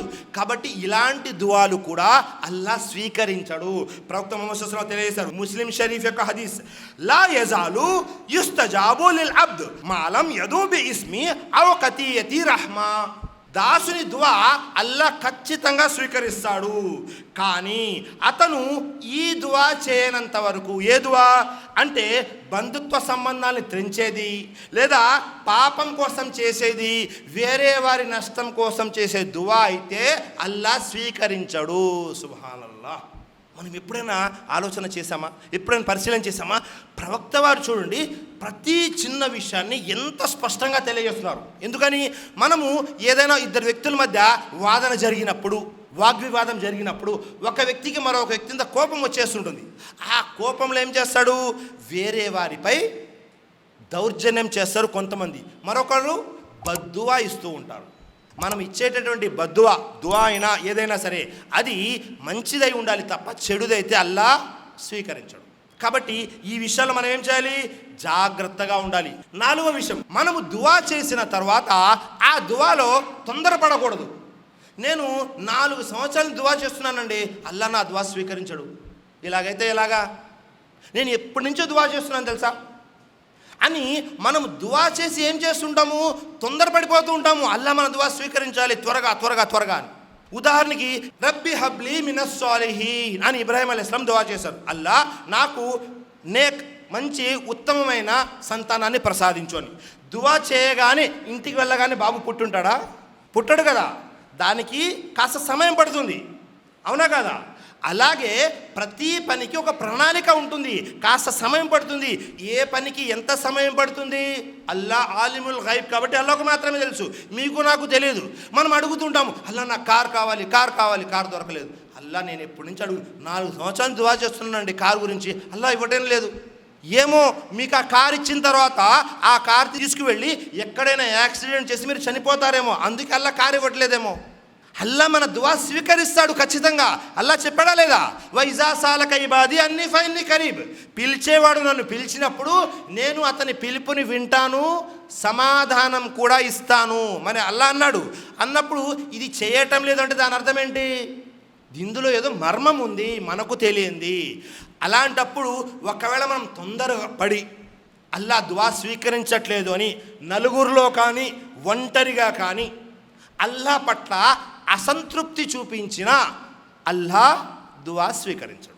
నలుగురిలో అయినా చెప్పండి, లేదు వ్యక్తిగతంగానే ఒక్కళ్ళే ఉన్నారు, లేదులేండి నేను ఎప్పటి నుంచి దువా చేస్తున్నాను, అల్లా నా దువా వినట్లా అని మీరు ఒంటరిగా అన్నారు, ఎవరు లేరు పక్కన, అల్లా పట్ల అసంతృప్తి చూపించి అల్లా నా దువా స్వీకరించడం అని మీరే చెప్పేస్తే ఆ దువా ఆగిపోతుంది. ఎందుకని? ఆ దువా ఇంకా వెళ్ళనే లేదు, మీరే కట్ చేస్తారు. దైవప్రవక్త ముహమ్మద్ సల్లల్లాహు అలైహి వసల్లం తెలియజేశారు. బుఖారీ మరియు ముస్లిం యొక్క హదీస్, అబూ హురైరా రజియల్లాహు అన్హు వారి కథనం, యుస్తజాబు లి అహదికుం మా లం యజల్. దాసుడు చేసేటటువంటి దువా అతను అసహనం తొందరపాటు ప్రదర్శించనంత వరకు నెరవేరుతుంది. కానీ ఎప్పుడైతే అతను యకూలు దఅవుతు ఫలం యుస్తజబ్లి, అర్థమేంటి అంటే ఆ వ్యక్తి అంటున్నాడు, ఏమని అంటున్నాడు అంటే దఅవుతు ఫలం యుస్తజబ్లి, అతను నలుగురిలోకి వెళ్ళి అల్లా పట్ల అల్లా నా దువా స్వీకరించటం లేదు అని అసహనం చూపించిన, అసంతృప్తి వ్యక్తం చేసిన అల్లా అతని దువా స్వీకరించాడు. కాబట్టి మనం ఏం చేయాలి? మనము దువా చేసిన తర్వాత సహనంగా ఉండాలి, అసంతృప్తి ప్రదర్శించకూడదు. ఒకవేళ అసంతృప్తి ప్రదర్శించారు అంటే మీ దువా రద్దు అయిపోతుంది. నువ్వే వద్దన్నావు కదా, నేను ఇంకా వదిలేస్తానులే, మీరే చెప్పేశారు కదా అల్లా నా దువా స్వీకరించడం లేదు, నా మాట వినటం లేదని, ఇంకా అల్లా ఎందుకు వింటాడు?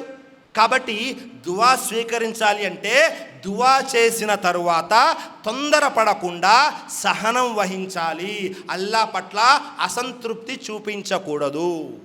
ఇది 4వ విషయం.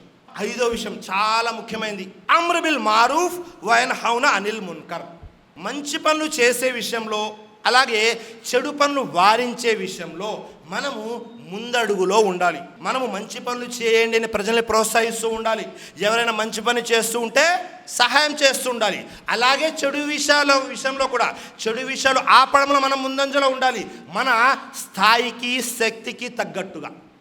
ఒకవేళ మంచి పనులు మనం చేయటం లేదు, మన కళ్ళ ముందే చెడు జరుగుతుంది మన సమాజంలో, మనం ఆపటం లేదు, మనకెందుకులేండి అని వెళ్ళిపోతున్నారు. మన ఇంట్లో షిరిక్ జరుగుతుంది, మన ఇంట్లో బిదాత్ జరుగుతుంది, మన ఇంట్లో సున్నత్కి వ్యతిరేకమైన పనులు జరుగుతూ ఉన్నాయి, అయినా మీరు పట్టించుకోవటం లేదు. అప్పుడు అల్లా ఏం చేస్తాడు? మీ దువా స్వీకరించాడు. మంచి పనుల్లో సహాయం చేసుకుంటూ మంచి పనులు చేస్తూ ఉన్న వారి దువా, చెడు ఆపే విషయంలో ఒకరికొకరు సహాయం చేసుకుంటూ చెడు ఆపే వారి దువాని మాత్రమే అల్లా స్వీకరిస్తాడు. చాలా ముఖ్యమైనది. మంచి పనులు చేస్తూ ఉంటేనే అల్లా మన దువా స్వీకరిస్తాడు. దైవప్రవక్త ముహమ్మద్ సల్లల్లాహు అలైహి వసల్లం తెలియజేశారు. తిర్మిజీ షరీఫ్ యొక్క హదీస్, అబూ హురైరా రజియల్లాహు అన్హు వారి కథనం, వల్లజీ నఫ్సీ బియదీ, ఎవరి ఆధీనంలో అయితే నా ప్రాణం ఉందో ఆ అల్లా సాక్షిగా తెలియజేస్తున్నాను అని దైవప్రవక్త ముహమ్మద్ సల్లల్లాహు అలైహి వసల్లం ప్రమాణం చేసి మరీ తెలియజేస్తున్నారు. ఎవరి చేతుల్లో అయితే నా ఆత్మ ఉందో ఆ అల్లా సాక్షిగా తెలియజేస్తున్నాను, మీరు మంచిని ఆదేశించాలి, చెడుని నిషేధించాలి, లేకపోతే అల్లా త్వరలోనే మీపైకి శిక్ష పంపుతాడు. అప్పుడు ఇంకా మీరు ప్రార్థన కోసం చేతులు ఎత్తినా అల్లా మీ దువాని, మీ ప్రార్థనని స్వీకరించడు. మన సమాజంలో చెడు జరుగుతూ ఉంది, మనం చూస్తూ వదిలేసాము, మంచి పనులు మనము చేయటం లేదు. అలా ఏం చేస్తాడు? ప్రత్యేకంగా వేరే వారిని వెతికి వీరు చెడ్డవాళ్ళు అని ఒక సమూహంలోనో ఒక ఊర్లోనో ఒక 40 మంది చెడ్డవాళ్ళు ఉన్నారు, 60 మంది చెడ్డవాళ్ళు, వెతికి శిక్ష ఇవ్వడు. అల్లా శిక్ష ఎలా వస్తుంది? అల్లా శిక్ష వచ్చింది అంటే అందరినీ తీసుకెళ్ళిపోతుంది. అందులో చెడ్డవాళ్ళు ఉంటారు, మంచివాళ్ళు ఉంటారు, అందరూ ఉంటారు. అదే దైవప్రవక్త ముహమ్మద్ సల్లల్లాహు అలైహి వసల్లం తెలియజేస్తున్నారు. మీరు ఒకరికొకరు సహాయం చేసుకోండి, చెడుని ఆపే విషయంలో, మంచిని ప్రోత్సహించే విషయంలో. లేదు అంటే అల్లా శిక్ష వచ్చేసింది అంటే అప్పుడు మీరు 2 చేతులైతే దువా చేస్తే అల్లా మీ దువాని స్వీకరించాడు. కాబట్టి ఎప్పుడు కూడా మీరు ఒంటరిగా ఏ మంచి పని చేయగలరో ఆ మంచి పని చేయండి. మీ కుటుంబ సభ్యులకి ఆదేశించండి. మీరు మస్జిద్కి వచ్చారు, మస్జిద్లో కూడా మంచి పనుల వైపు ఒకరిని ఒకరు ప్రోత్సహించుకోండి, చెడుని ఆపే విషయంలో కూడా. అలాగే మీరు ఎక్కడ ఉన్నా సరే మంచి పనుల వైపే ప్రోత్సహిస్తూ ఉండాలి. అప్పుడు ఏమవుతుంది, మనము చేసే దుఆని అల్లాహ్ స్వీకరిస్తాడు. అంతేకాని లేదండి నేను ఒక మంచి పని చేద్దామని మన జమాత్లో పెట్టాను, వాళ్ళు వినటం లేదు, నేనేం చేయను అందుకే వదిలేశాను. మీరేం చేయాలి, ఆ పని అవ్వలేదు, మీరు వ్యక్తిగతంగా ఏ మంచి పని చేయగలరో అది చేయాలి. మీరు పని చేయడం ఆపేసి నాకు వాళ్ళు సహాయం చేయటం లేదు వీళ్ళు సహాయం చేయటం లేదు అంటే, నలుగురు కలిసి చేసే మంచి పని ఒకటి ఉంటుంది, వ్యక్తిగతంగా చేసే మంచి పని మరొకటి ఉంటుంది. నలుగురు కలిపి ఆపే చెడు ఒకటి ఉంటుంది, వ్యక్తిగతంగా ఆపే చెడు ఇంకోటి ఉంటుంది. మీరు వ్యక్తిగతంగా ఏం చేయగలరో అది చేసుకుంటూ ముందుకు వెళ్ళిపోవాలి. అంతే తప్ప లేదండి వాళ్ళు సహాయం చేయటం లేదు వాళ్ళు సహకరించటం లేదు కాబట్టి నేను చేయను అంటే కుదరదు. అలా అయితే ఆ దుర్మార్గులతో పాటు మనపై కూడా అల్లాహ్ శిక్ష వచ్చేస్తుంది. ఇంకా అప్పుడు దువా చేసుకుంటే ప్రయోజనం లేదు. ఆ తర్వాత 6వ విషయం, దువా ఎలా చేయాలి. చాలామంది గంటలు గంటలు దువా చేసేవాళ్ళు ఉంటారు. లేకపోతే రంజాన్ వచ్చింది అంటే కూర్చున్నారు అంటే కనీసం ఒక 4-5 గంటలు అయిపోతాయి దువాలు. తప్పులేదు, దువా చేయొచ్చు. కానీ దువా చేసేటప్పుడు అది ఫార్మాలిటీగా చేయాలా లేదా పూర్తి మనసు లగ్నం చేసి చేయాలా. చాలామంది దువా చేస్తుంటారు, అయ్యి వస్తారా అని చేయి ఊపారనుకోండి, నేను 5 నిమిషాల తర్వాత వస్తా, ఇలా దువా చేస్తూనే ఉంటారో చేయి ఊపేస్తూ ఉంటారు. అంటే అసలు దువా చేస్తున్నది ఎవరితో, ఏ దువా అడుగుతున్నాము, దువా చేస్తుంటారు, అటు ఇటు చూస్తుంటారు. పిల్లలు ఏమైనా గొడవ చేస్తున్నారు అనుకోండి, ఈ దువా ఒక చెయ్యి ఇలాగే ఉంటుంది, అటు వెళ్ళమంటుంటారు. అసలు కాన్సన్ట్రేషన్ అనేది ఏమైనా ఉందా దువాలో? లేదు. ఫార్మాలిటీగా అల్లా అది ఇవ్వు, అల్లా ఇది ఇవ్వు, అల్లా అది చేయి ఇది చేయి, ఏం లేదు. అది నోట్లో నుంచి పదాలు వస్తూ ఉంటాయి. మనం దువా చేస్తున్నామంటే పూర్తి భక్తి శ్రద్ధలతో అల్లా నా దువా స్వీకరిస్తాడు అని మీరు దువా చేసేది, అది 1 నిమిషం దువా అయినా 1 గంట దువా అయినా ఏదైనా అల్లా స్వీకరిస్తాడు. అల్లా మన దువా స్వీకరించడం లేదు అంటే ఫార్మాలిటీగా దువా చేయకూడదు. దైవప్రవక్త ముహమ్మద్ సల్లల్లాహు అలైహి వసల్లం తెలియజేశారు. తిర్మిజీ షరీఫ్ యొక్క హదీస్, అబూ హురైరా రజియల్లాహు అన్హు వారి కథనం, ఉదుల్లాహ వ అంతుమ్ ముకినూన బిల్ ఇజాబా. అర్థం ఏమిటి? అల్లా నుండి జవాబు వస్తుంది, అల్లా నా దువా స్వీకరిస్తాడు అని దృఢ నమ్మకంతో చేసే ప్రతి దువాని అల్లా స్వీకరిస్తాడు. అందులో సందేహమే లేదు. మీకు దృఢ నమ్మకం ఉండాలి, అల్లా ఎలాగైనా నా దువా స్వీకరిస్తాడు అని. ఫార్మాలిటీగా మైండ్ ఎక్కడో ఉండి బాడీ ఇక్కడ పెట్టుకొని చెప్తుంటాం కదా, మైండ్ ఆబ్సెంట్ బాడీ ప్రెజెంట్ అని. ఆ విధంగా దువా చేయడం వల్ల ప్రయోజనం లేదు. ఫార్మాలిటీగా వేరే వాళ్ళకి చూపించడానికి ఎవరైనా ఉన్నారనుకోండి, అబ్దుల్లా గారు దువా చేస్తారండి, 2-3 గంటలు కూర్చుంటారండి. మీరు దువా చేసేది ఊరు వాళ్ళందరికీ తెలియాలా? ఆ అబ్దుల్లా గారు దువా చేస్తారండి, ఏడుస్తూ దువా చేస్తూనే ఉంటారు. మనం ఏడవాలి అంటే మస్జిద్లో 100 మంది ముందు కాదు ఏడవాల్సింది, ప్రజలందరి ముందు ఏడుస్తా కూర్చుంటే ఎలాగా? ప్రజలందరి ముందు ఏడుస్తే అంటే ప్రజలు పొగుడుతూ ఉంటారు, అబ్బా ఆయన భలే ఏడుస్తాడండి, ఈయన భలే ఏడుస్తూ దువా చేస్తాడండి, ఈయన ప్రసంగం వింటే ఏడుపు వచ్చేస్తుందండి. మన కళ్ళల్లో నుంచి నీరు ఏదైతే ఉందో అది మనము ఒంటరిగా ఉన్నప్పుడు, కేవలము సృష్టికర్త అయిన అల్లాహ్ మాత్రమే మనల్ని చూస్తున్నాడు, ఆ సమయంలో వచ్చే కన్నీళ్ళు, మన కంటి నుంచి వచ్చే నీరు భూమిపై పడకముందే మనము ఏదైతే దువా చేస్తామో అల్లాహ్ దువాను స్వీకరిస్తాడు. కాబట్టి దువా చేసేటప్పుడు ఏదో ఒక రసంలాగానో ఏదో ఒక రివాయత్ అండి చేయాలి కదా అని అలా కాదు, పూర్తి నమ్మకంతో దృఢ నమ్మకంతో చేయండి. దైవప్రవక్త ముహమ్మద్ సల్లల్లాహు అలైహి వసల్లం అదే తెలియజేశారు, దృఢ నమ్మకంతో చేసే దువాని అల్లాహ్ స్వీకరిస్తాడు. ఆ తర్వాత అదే హదీస్లో తెలియజేస్తున్నారు, ఏమని తెలియజేస్తున్నారు? వాలము అన్నల్లాహ లా యస్తజీబు దువాన్ మిన్ కల్బిన్ గాఫిలిల్లాహ్.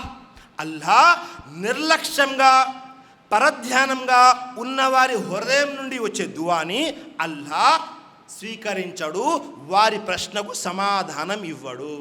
హదీస్లో ప్రవక్త ఇది తెలియజేశారు, ఎవరైతే నిర్లక్ష్యంగా పరధ్యానంగా దువా చేస్తారో అల్లా వారి దువాను స్వీకరించడు. వారు ఏదైతే అల్లాహ్ని అడుగుతారో దేనికి అల్లాహ్ తాలా సమాధానం చెప్పడు. కాబట్టి ఎప్పుడు ఏ పని కూడా, నమాజ్ కూడా చేస్తున్నాము, టైం అయిపోయిందండి గబగబా వచ్చాము, 2 రకాతులో 4 రకాతులో నమాజ్ చేసుకున్నాము, వెంటనే పరిగెత్తాము. అసలు నమాజ్లో ఉన్నంతసేపు అయినా నమాజ్లో కాన్సన్ట్రేషన్ ఉందా? మనం నిజంగా నమాజ్లో ఏదైతే చదువుతున్నామో, చిన్నప్పటి నుంచి సూర ఫాతిహా చదువుతున్నాము, సనా చెప్పగానే అల్హమ్దులిల్లాహి రబ్బిల్ ఆలమీన్ అర్రహ్మానిర్ రహీమ్ మాలికి యౌమిద్దీన్ ఇది వచ్చేసింది, మనం చెప్పినా చెప్పకపోయినా వచ్చేసింది. కానీ ఆ వచ్చే పదాలు, ఆ కలిమాలు ఎక్కడి నుంచి రావాలి? మనసు లోపల నుంచి రావాలి. అల్హమ్దులిల్లాహి రబ్బిల్ ఆలమీన్ అనగానే సకల ప్రశంసలు పొగడ్తలు కేవలం అల్లాహ్కు మాత్రమే, ఆయన సకల లోకాలకు ప్రభువు అన్న ఆలోచన రావాలి మీకు. ఏ పనైనా ఇస్లాంలో మనస్ఫూర్తిగా దృఢ నమ్మకంతో చేయాలి. దువా అనేది మరీ ఖచ్చితంగా ఈ విధంగానే చేయాలి. అప్పుడే అల్లా మన దువాని స్వీకరిస్తాడు. నిర్లక్ష్యంగా పరధ్యానంగా దువా చేస్తే అల్లా మన దువాని స్వీకరించడు. ఆ తర్వాత విషయం, చాలామంది ఏం చేస్తుంటారు, కష్టాలు వస్తేనే దువా గుర్తుకొస్తుంది, సమస్య వస్తేనే అల్లా గుర్తుకొస్తాడు. మన సమాజంలో చూస్తుంటాము, హే అబ్దుల్లా ఏంటి మసీదుకి వచ్చాడు, అబ్దుల్లా వాళ్ళ వ్యాపారం నష్టమైందంట, వాళ్ళ ఇంట్లో సమస్యలు ఉన్నాయంట, అందుకే వచ్చాడు, లేదంటే రాడు కదా. చూస్తుంటామా లేదా? సమస్య వస్తే మొదటి సఫ్లో ఉంటారు అందరూ. నమాజ్ అయిపోయింది, ఎవరు బయటికి వెళ్ళరు, దువా చేస్తూనే ఉంటారు. అంటే సమస్య వచ్చినప్పుడే అల్లా గుర్తుకు వస్తాడా? కేవలము మనం బాగున్నప్పుడు దువా అవసరం లేదులేండి, సమస్య వచ్చినప్పుడే దైవప్రవక్త ముహమ్మద్ తెలియజేస్తున్నారు. కేవలం సమస్యల్లో దువా చేస్తే ఏంటి? ఇది షరతు కాదు, కానీ ఇది పద్ధతి కూడా కాదు.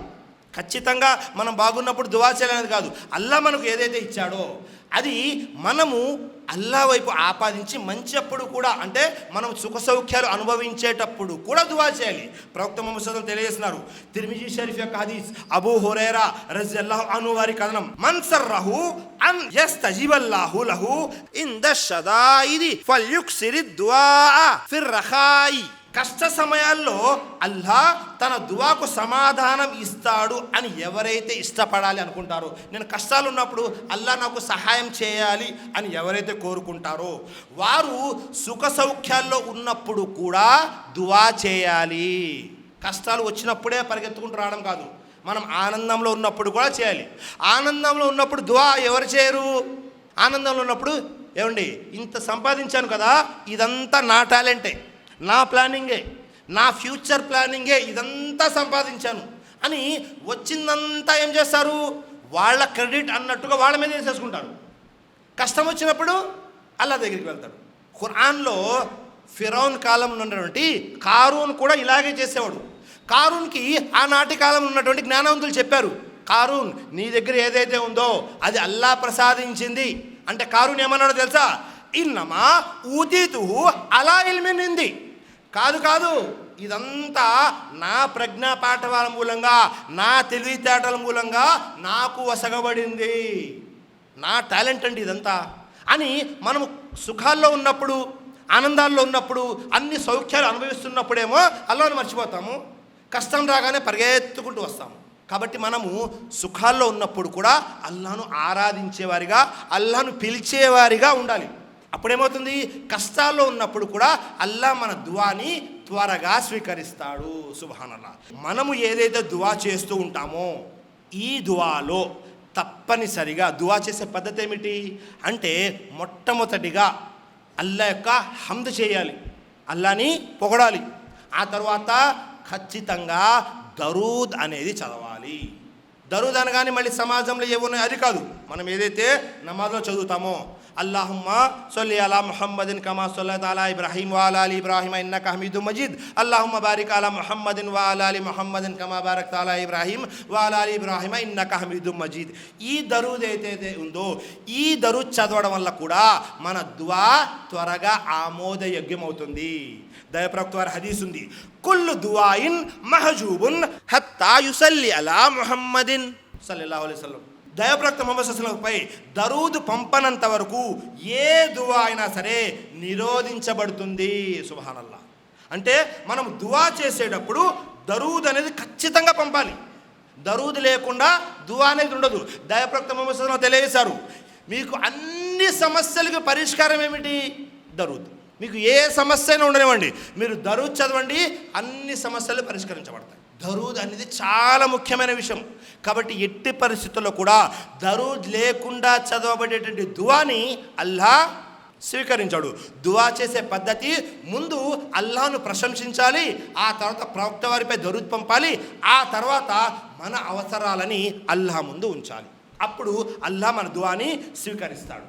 ఇది దువా స్వీకరించే విషయంలో కొన్ని ముఖ్యమైన విషయాలు. సృష్టికర్త అల్లా దైవప్రవక్త ద్వారా కొన్ని విషయాలు తెలియజేశాడు. అదేమిటి? దువా అల్లా ఎల్లప్పుడూ వింటూ ఉంటాడు. ఇప్పుడు మనం మాట్లాడుకుంటూ ఉన్నాము, అల్లా వింటూ ఉన్నాడు. ప్రతిదీ కూడా అల్లా వింటూ ఉంటాడు. కానీ కొన్ని ప్రత్యేకమైన సమయాల్లో అల్లా మన దువాని త్వరగా స్వీకరిస్తాడు.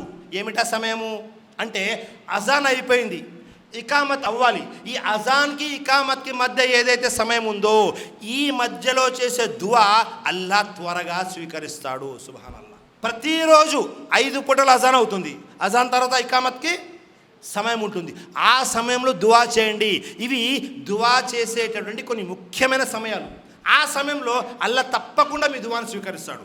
అలాగే రాత్రి తహజ్జుద్ నమాజ్ ఏదైతే చేస్తామో ఆ తహజ్జుద్ నమాజ్ సమయంలో అల్లా 7వ ఆకాశంపైకి వచ్చి అడుగుతాడు, ఎవరైనా ఉన్నారా నా దాసులు నన్ను ప్రశ్నించేవారు, నేను వారికి సమాధానం ఇస్తాను. అంటే అర్థం ఏంటి? ఎవరైనా దువా చేసేవాళ్ళు ఉన్నారా, వారి దువా నేను స్వీకరిస్తాను అని అల్లా ప్రతిరోజు తహజ్జుద్ టైంలో 7వ ఆకాశంపైకి వచ్చి అడుగుతాడు.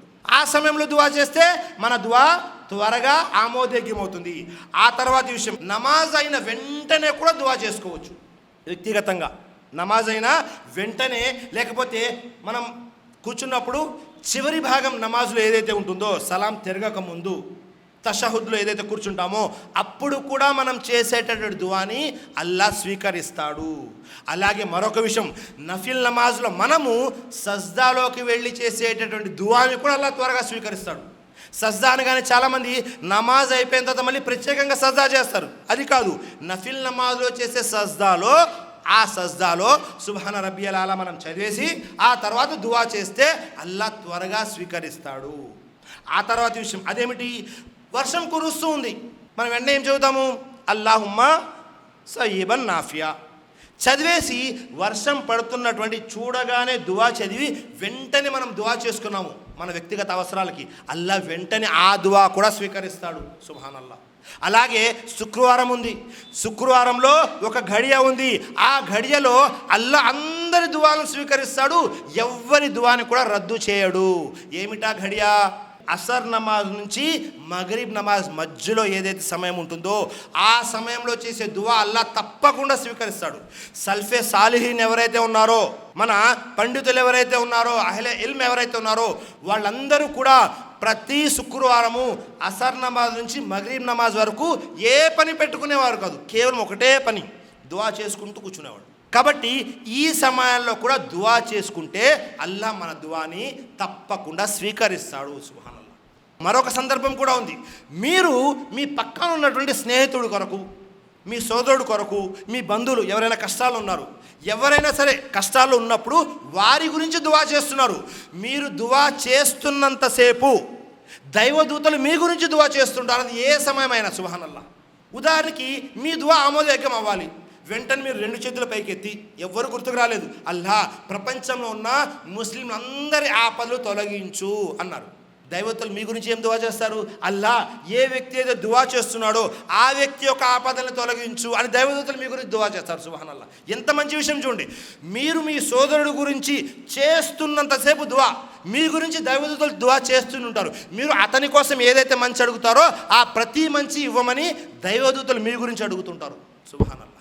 మరి మనం ఎప్పుడైనా మన జీవితంలో బాగా కోపం ఉన్న వ్యక్తి, బాగా ప్రేమ ఉన్న వ్యక్తిపై దువా ఎలాగూ చేస్తాము, బాగా కోపంగా ఉన్న వ్యక్తి గురించి దువా చేశామా, అల్లా మీరు సరైన మార్గంలో ఉన్నారండి, మీరు అనుకున్నారు మీ ఎదురుగా ఉన్న వ్యక్తి అపమార్గంలో ఉన్నాడు అని, అల్లా ఫలానా అబ్దుల్లాకి నాకు గొడవ జరిగింది, ఆయన అనుకుంటున్నాడు ఆయన సరైన మార్గంలో ఉన్నాడు అని, నేను అనుకున్నాను నేను సరైన మార్గంలో ఉన్నారని, అల్లా మా ఇద్దరిలో ఎవరైతే సరైన మార్గంలో ఉన్నారో వారిని అలాగే ఉంచు, వేరే వారికి హిదాయత్ ప్రసాదించని దువా చేశామా? మీరు వారి గురించి దువా చేస్తున్నంతసేపు మంచి దువా, మీ గురించి దైవదూతలు దువా చేస్తుంటారు. మన విషయం ఎలాంటిది అంటే మనం ప్రపంచంలో ఉన్న మానవులందరి కోసం దువా చేయాలి. ఎవరైతే ముస్లిం ఉన్నారో వారికి ఏవైతే ఆపదలు ఉన్నాయో అవి తొలగిపోవాలి అని, ఎవరైతే ముస్లిమేతరులు ఉన్నారో వారికి అల్లా హిదాయత్ని ప్రసాదించాలి అని, ఎవరైతే మనము బద్ధ శత్రువులు అనుకుంటున్నామో వారి గురించి కూడా అల్లా వీళ్ళు ఈనాటి కాలంలో నేటి సమాజానికి ఫిరౌన్ లాగా తయారయ్యారు, వారికి హిదాయత్ని ప్రసాదించు అని దువా చేయాలి. సుబ్హానల్లాహ్. మీరు ఎప్పుడైతే వీరందరి కోసం దువా చేస్తూ ఉంటారో అప్పుడు మీ దువా, మీ గురించి దైవదూతలు దువా చేస్తుంటారు, మీ దువా ఆమోదయోగ్యం అవుతుంటుంది. సుబ్హానల్లాహ్. ఎన్ని విషయాలు ఉన్నాయి చూడండి. కాబట్టి ఈ అన్ని సమయాల్లో మనము దువా చేసుకోవాలి. ఒక మంచి ఉదాహరణ ఏంటో తెలుసా? మీకు ఎప్పుడన్నా ఏదైనా కష్టం వచ్చినప్పుడు అది ఏ సమయమైనా ఆయన అవనివ్వండి, ఆ సమయంలో మీరు వేరే వారి గురించి దువా చేయండి, అల్లా మీ దువా స్వీకరిస్తాడు. ఇవన్నీ కూడా దువా యొక్క, ప్రార్థనల యొక్క ప్రాధాన్యత, ప్రాముఖ్యత, అలాగే వాటి యొక్క ఆవశ్యకత. మనం ఎప్పుడెప్పుడు ఎక్కడ ఎలా దువా చేయాలి, ఎలా దువా చేస్తే అల్లాహ్ మన దువా ఎలా స్వీకరిస్తాడు అనే ఈ అన్ని విషయాలు వచ్చేసాయి అల్హమ్దులిల్లా. ఇప్పుడు కొన్ని ముఖ్యమైన దువాలు. దువా అనేది, ప్రార్థన అనేది 2 విధాలుగా ఉంది. ఒకటి, మీరు ఏ భాషలో అయినా చేయండి. మీరు ఇంగ్లీష్లో చేస్తారా, ఉర్దూలో చేస్తారా, తెలుగులో చేస్తారా, అల్లాహ్ని దువా చేస్తున్నారు. దువా చేసేటప్పుడు అతి ఉత్తమమైన పదాలు ఏంటో తెలుసా? అల్లాహ్ని పిలిచేది యా హయ్యూ యా కయ్యూమ్ అని పిలవాలి, యా అల్లాహ్ అని పిలవాలి. ఇవన్నీ కూడా చాలా మంచి ఉత్తమమైన పదాలు. ఈ పదాలతో అల్లాహ్ను దువా చేస్తే అల్లాహ్ తప్పకుండా స్వీకరిస్తాడు. ఇది ఒక పద్ధతి. రెండో పద్ధతి ఏమిటి? ప్రవక్త ముహమ్మద్ సల్లల్లాహు అలైహి వసల్లం వారు ఏ పదాల ద్వారా దువాలు నేర్పించారో, అరబీ పదాలు, ఆ పదాల ద్వారా దువా చేయడం ఇంకా ఉత్తమమైంది. చూడండి, ప్రవక్త వారి నోటిలో నుంచి వచ్చిన పదాలు మీరు పలుకుతున్నారు. సుబ్హానల్లాహ్. ప్రవక్త వారి నోట్లో నుంచి ఏ పదాలైతే, ఏ కలిమాలైతే, ఏ వాక్యాలు, సెంటెన్సెస్ అయితే వచ్చాయో అవన్నీ మీరు మీ నోటి ద్వారా తీసుకుంటున్నారు అంటే దానికంటే పెద్ద విషయం ఏమైనా ఉందా? చాలా గొప్ప విషయము. దైవప్రవక్త ముహమ్మద్ సల్లల్లాహు అలైహి వసల్లం తెలియజేశారు. ఏమని తెలియజేశారు? సుబ్హానల్లాహి వ బిహమ్దిహి అని ఎవరైనా ప్రతిరోజు 100 సార్లు అన్నారనుకోండి, సుబ్హానల్లాహి వ బిహమ్దిహి అంటే అర్థం ఏమిటి? అల్లాహ్ పరిశుద్ధుడు మరియు ఆయనకే అన్ని స్తోత్రాలు అని ఇలా ప్రతిరోజు 100 సార్లు అంటే ప్రవక్త ముహమ్మద్ సల్లల్లాహు అలైహి వసల్లం తెలియజేశారు. ప్రవక్త ముహమ్మద్ సల్లల్లాహు అలైహి వసల్లం వారు మేరాజ్ యాత్రకి వెళ్ళినప్పుడు ఇబ్రాహీం అలైహిస్సలాంతో ఏదైతే సంఘటన, ములాఖాత్ అయ్యిందో, పరిచయం ఏర్పడిందో అప్పుడు తెలియజేయడం జరిగింది. ఇబ్రాహీం అలైహిస్సలాం అంటున్నారు, స్వర్గంలో ఒక పెద్ద మైదానం ఉంది. ఆ మైదానంలో ఒక చెట్లు మొలకెత్తుతూ ఉంటాయి. ఈ చెట్లు ఎలా మొలకెత్తుతాయి అంటే ఎవరైతే సుబ్హానల్లాహి వ బిహమ్దిహి చదువుతారో వారి పేరు మీద ఒక చెట్టు మొలకెత్తుతూ ఉంటుంది. ఒక రివాయత్లో. మరొక రివాయత్లో సుబ్హానల్లాహ్ అల్హమ్దులిల్లాహ్ లా ఇలాహ ఇల్లల్లాహు అల్లాహు అక్బర్. ఈ 4 పదాలు చదివినా స్వర్గంలో మన పేరు మీద ఒక చెట్టు మొలకెత్తుతుంది. మీరు ఎన్నిసార్లు చదివితే అన్నిసార్లు. ఇంతకంటే భాగ్యం ఏమైనా ఉందా? ఇదేమన్నా పెద్ద పనే? చాలా చిన్న పని. మీరు నేను అనుకుంటే రోజుకు 100 సార్లు చదవలేమా? చాలా సునాయాసంగా చదవగలం. చదవడానికి కూర్చుంటే ఖచ్చితంగా ఒక 3 నిమిషాల్లో 100 సార్లు అయిపోతుంది, లేదా 4 నిమిషాలు. కాబట్టి ఈ దువా. అలాగే దైవప్రవక్త ముహమ్మద్ సల్లల్లాహు అలైహి వసల్లం వారు తెలియజేశారు, ప్రతిరోజు ప్రవక్త ముహమ్మద్ సల్లల్లాహు అలైహి వసల్లం వారిపై 10 సార్లు దరూద్ చదవాలి. ఈ 10 సార్లు మనం దరూద్ చదివాము అంటే, ఇప్పుడు చెప్పినటువంటి దరూద్ ప్రతిరోజు మనకున్నటువంటి అన్ని కష్టాలు, అన్ని నష్టాలు, అన్ని సమస్యల్ని అల్లాహ్ దూరం చేసేస్తాడు. సుబ్హానల్లాహ్. చూడండి ఎంత పెద్ద విషయం. 10 సార్లు దరూద్ చదవడము ఏమన్నా ఇబ్బందా? ఏమి ఇబ్బంది లేదు. ఇది ఒకటి. అలాగే ఆ తర్వాత మరొకటి ఉంది. ప్రవక్త ముహమ్మద్ సల్లల్లాహు అలైహి వసల్లం వారు ప్రతిరోజు ఫజర్ నమాజ్ తర్వాత దువా చేసేవారు. ఉదయం దువాలు మరియు సాయంత్రం దువాలు. ఉదయం దువాలు అంటే ఎప్పుడు చేయాలి? ఫజర్ నమాజ్ తర్వాత దువా చేసుకోవాలి. అలాగే సాయంత్రం దువాలు అంటే చాలామంది మగ్రిబ్ తర్వాత చేస్తారు. మగ్రిబ్ తర్వాత కాదు, మగ్రిబ్కి ముందే దువాలన్నీ అయిపోవాలి. అసర్ నుంచి మగ్రిబ్ సమయం మధ్యలో. ఇది మంచి అఫ్జల్ తరీకా, ఉత్తమమైనటువంటి పద్ధతి. ప్రవక్త ముహమ్మద్ సల్లల్లాహు దువా చేశారు. ఏమని దువా చేశారు అంటే, బిస్మిల్లాహిల్లజీ లా యజుర్రు మాస్మి షయ్యు ఫిల్ అర్జి వలా ఫిస్ సమాయి వహువ సమీఉల్ అలీం. అల్లాహ్ పేరుతో భూమిపై లేదా స్వర్గంలో ఏది హాని కలిగించకూడదు. ఆయన సర్వం వినేవాడు, సర్వజ్ఞుడు. ఈ దువా ఎవరైతే ఉదయం 3 సార్లు, సాయంత్రం 3 సార్లు చదువుతారో, ఉదయం దువాల్లో, సాయంత్రం దువాల్లో, అస్కార్లో, మీకు ఎలాంటి నష్టము ఉండదు ఏ విషయం ద్వారా కూడా. ఇవన్నీ కూడా సహీహ్ హదీసుల ద్వారా తీసినవి. అలాగే మరొక విషయం ఉంది. అదేమిటి? చాలామందికి వచ్చింది వాని ఔజు బి కలిమాతిల్లాహి తామ్మాతి మిన్ షర్రి మా ఖలక్. ప్రపంచంలో ఏదైతే మనము కొత్త ప్రదేశానికి వెళ్ళినప్పుడు కానీ, లేదా ఉదయం సాయంత్రం దువాలో కానీ ఇది తప్పకుండా చదవాలి. ఈ ప్రపంచంలో మనలాగా మిగతా మఖ్లూక్ ఏవైతే ఉన్నాయో అవి ఏదైనా అయి ఉండొచ్చు. పాములు కానీ, లేకపోతే మిగతా జంతువులు కానీ, పశువులు కానీ, లేకపోతే మనుషులు కానీ, ఎవరి ద్వారా కూడా అల్లాహ్ నాకు నష్టం చేకూర్చవద్దు అని మనం అల్లాహ్తో దువా చేస్తున్నాము. ఈ దువా చదివితే మీకు ఎవరి ద్వారా కూడా మీకు నష్టం కలగదు. అది మనుషులైనా, జిన్నులైనా, లేదా ఏ పశువులైనా, క్రూర మృగాలైనా సరే. సుబ్హానల్లాహ్. కాబట్టి ఈ దువా కూడా మనం చేయాలి. అలాగే మరొక ముఖ్యమైన దువా ఉంది. అదేమిటి అంటే సయ్యదుల్ ఇస్తగ్ఫార్. అల్లాహుమ్మా అంత రబ్బీ లా ఇలాహ ఇల్లా అంత ఖలక్తనీ వ అనా అబ్దుక వ లా అనా అహదిక వ వదిక మస్తతాత్ ఔజు బిక మిన్ షర్రి మా సనాత్ అబూ లక బి నిమతిక అలయ్య వ అబూ బి దంబి ఫగ్ఫిర్ లీ ఫఇన్నహు లా యగ్ఫిరు జునూబ ఇల్లా అంత్. ఈ ఒక్క దువా గురించి ప్రసంగం చేయాలంటే కనీసం అరగంట చేయొచ్చు. కనీసం అంత మంచి దువా. ఒక్కొక్క పదానికి వివరణ ఇచ్చుకుంటూ వెళ్తే ఈ దువా యొక్క మీనింగ్ ఏంటి చూడండి. ఓ అల్లా, నీవే నా ప్రభువి. అల్లా, నీవు మాత్రమే నాకు ప్రభువు. అలాగే నీవు తప్ప ఆరాధనకు అర్హులు ఎవ్వరూ లేరు. నీవు నన్ను పుట్టించావు, నేను నీ దాసుడను. నాకు ఎంత శక్తి అయితే ఉందో ఆ శక్తి మేరకు నీవు ఆజ్ఞాపించిన పనులన్నీ నేను చేస్తాను అని అల్లాహకు మనం వాగ్దానం చేస్తున్నాము.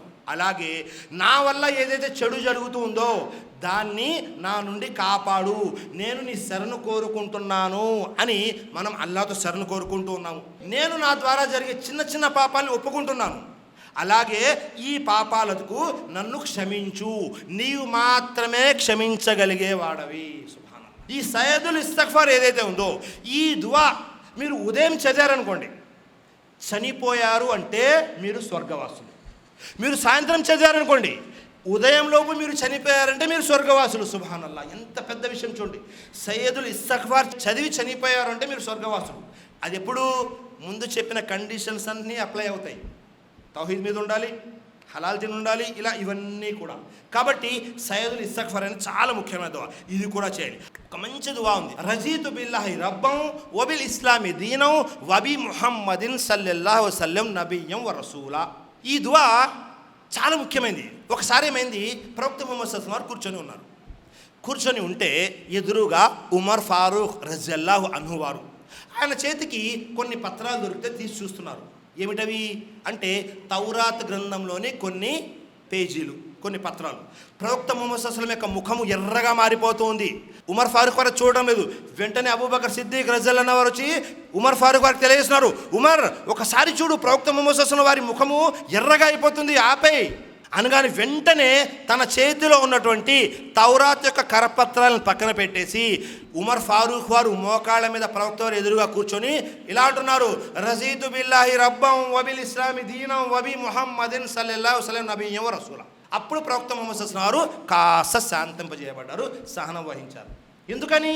ప్రవక్త ముహమ్మద్ సల్లల్లాహు అలైహి వసల్లం వచ్చేసిన తర్వాత, ప్రవక్త వారికి ఖురాన్ ఇచ్చేసిన తర్వాత, హదీసులన్నీ వివరించబడిన తర్వాత మళ్ళీ మనము హిదాయత్ కోసం కానీ మంచి విషయం కోసం కానీ వేరే గ్రంథాల జోలికి వెళ్ళకూడదు. ఖురానే మనకు, హదీసే మనకు, ప్రవక్త ముహమ్మద్ సల్లల్లాహు అలైహి వసల్లం యొక్క జీవితమే మనకు అన్ని విధాలుగా ఆదర్శం. ఇది చదివిన తర్వాత ప్రవక్త ముహమ్మద్ సల్లల్లాహు అలైహి వసల్లం వారు శాంతింపజేయబడ్డారు, కూల్ అయిపోయారు. ఏముంది దాంట్లో? రజీతు బిల్లాహి రబ్బం, నేను సంతృప్తి చెందాను, రాజీ పడిపోయాను. ఏ విషయంలో? అల్లానే నా ప్రభువు అన్న విషయంలో. వబిల్ ఇస్లామి దీనం, నా ధర్మము ఇస్లాం అనే దానికి కూడా నేను సంతృప్తి చెందాను. అలాగే నా ప్రవక్త ముహమ్మద్ సల్లల్లాహు అలైహి వసల్లం వారు అనే విషయంలో కూడా నేను సంతృప్తి చెందాను, రాజీ పడిపోయాను. సుబ్హానల్లాహ్. చిన్న దువా, ఇందులో ఎంత అర్థం ఉంది, ఇంకా ఎంత వివరణ ఉంది చూడండి. మనము చనిపోయాము. చనిపోయిన తర్వాత సమాధిలోకి వెళ్తే అడిగే 3 ప్రశ్నలు ఏమిటి? మన రబ్బుక, మా దీనుక, మన నబియుక. నీ ప్రభు ఎవరు, నీ ధర్మం ఏంటి, నీ ప్రవక్త ఎవరు? ఈ 3 కదా. అల్లాహ్, ఇస్లాం, ప్రవక్త ముహమ్మద్ సల్లల్లాహు అలైహి వసల్లం వారు. ప్రతిరోజు మనం ఉదయం సాయంత్రం చేసే దువాల్లో కూడా 3 సార్లు ఈ దువా కూడా తప్పనిసరిగా చేయాలి. ఇస్లాంలో ఏ దువా కూడా ఊరికే అన్నట్టు ఉండదు. ప్రతి దువాకి కూడా ఒక ప్రత్యేకత ఉంది. ఒక్కొక్క దువాకి మనం వివరణ ఇచ్చుకుంటూ వెళ్తే ఒక్కొక్క దువాకి అరగంట ప్రసంగం చేయవచ్చు. కాబట్టి మనం అందరం కూడా ఈ దువాలు తప్పకుండా చేయాలి. ఎట్టి పరిస్థితుల్లో ఈ ఒక్క దువాల్ని కూడా మనం వదలొద్దు. దువాలు అనేవి మన జీవితంలో ఎంత ప్రభావం చూపుతాయి అంటే సుబ్హానల్లా, చాలా ప్రభావం చూపుతాయి. మన జీవితంలో మనం సరైన మార్గంలో నిలవాలి అన్నా, ఏదైతే ఇస్లాంపై ఉన్నామో దానిపై ఇస్తకామ స్థిరత్వంగా ఉండాలి అన్నా ఈ దువాలు తప్పనిసరిగా చేయాలి. కాబట్టి నేను సృష్టికర్త అల్లాహ్తో దుఆ చేస్తున్నాను. ఇక్కడ ఏ విషయాలైతే మీ ముందు చర్చించడం జరిగిందో ముందు చెప్పే నేను, ఆ తర్వాత వినే మీరు, మనమందరము కూడా దీనిపై ఆచరించేటటువంటి సద్బుద్ధిని, సౌభాగ్యాన్ని అల్లాహ్ మీకు, నాకు, మనందరికీ ప్రసాదించుగాక. ఆమీన్. అలాగే చెప్పిన విషయాల్లో మంచి విషయాలు ఖురాన్ మరియు సహీహ్ హదీసుల ప్రకారం ఏమైతే ఉన్నాయో వాటిని మాత్రమే గుర్తుంచుకునే భాగ్యాన్ని అల్లాహ్ మీకు, నాకు ప్రసాదించుగాక. ఒకవేళ తెలుసో తెలియకో పొరపాటున ఏవైనా అసత్య విషయాలు వస్తే అల్లాహ్ మనందరినీ క్షమించుగాక, దాన్ని మర్చిపోయే భాగ్యాన్ని కలిగించుగాక. ఆమీన్. అలాగే ఎంతమంది అయితే అనారోగ్యంతో బాధపడుతున్నారో అల్లాహ్ వారందరికీ మంచి ఆరోగ్యాన్ని ప్రసాదించుగాక. ఆమీన్. అలాగే ఎంతమంది అయితే అప్పుల బాధతో బాధపడుతున్నారో అల్లాహ్ వారి అప్పులు తీర్చేటటువంటి మంచి మార్గాన్ని సులభతరం చేయుగాక. ఆమీన్. అలాగే ఎంతమంది అయితే హరాం సంపాదనలో ఉన్నారో అల్లాహ్ వాళ్ళందరికీ ఆ హరాం సంపాదన నుండి హలాల్ సంపదలకు వచ్చేటువంటి భాగ్యాన్ని కలిగించుగాక. ఆమీన్.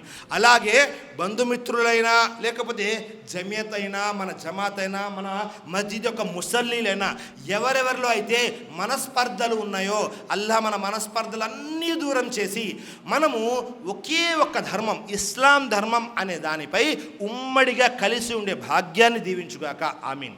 అలాగే మనలో ఎవరెవరైతే, మన ఇళ్లల్లో ఎవరెవరైతే యవ్వనస్తులు ఉన్నారో, అంటే టీనేజ్లో, యంగేజ్లో ఉన్నారో అల్లాహ్ వాళ్ళందరికీ మంచి దీన్దార్ సంబంధాలతో వివాహం జరిపించుగాక. ఆమీన్. ఎవరెవరైతే పిల్లలు ఇక్కడ అందరూ కూర్చొని ఉన్నారో అల్లాహ్ వీళ్ళందరికీ హిదాయత్ ప్రసాదించుగాక, దానిపై స్థిరత్వాన్ని ప్రసాదించుగాక. ఆమీన్. అలాగే వీరి ద్వారా సవాబే జారియా వీరి కుటుంబ సభ్యులందరికీ ఇవ్వుగాక. ఆమీన్. అలాగే వీరి ద్వారా లాభము పూర్తి ముస్లిం సమాజానికి, దీన్ ధర్మానికి కలిగించుగాక. ఆమీన్. అలాగే చివరిగా ఈ కార్యక్రమం ఎవరైతే ఏర్పాటు చేశారో అల్లాహ్ వాళ్ళందరికీ, ప్రత్యేకంగా షహరీ జమాత్ అల్ హదీస్ కాకినాడ వారు ఎవరైతే ఉన్నారో వారికి మరియు సహాయ సహకారాలు అందించిన వారందరికీ అల్లాహ్ ఇహలోకంలో, పరలోకంలో ఉన్నతమైన ప్రతిఫలాన్ని ప్రసాదించుగాక. ఆమీన్.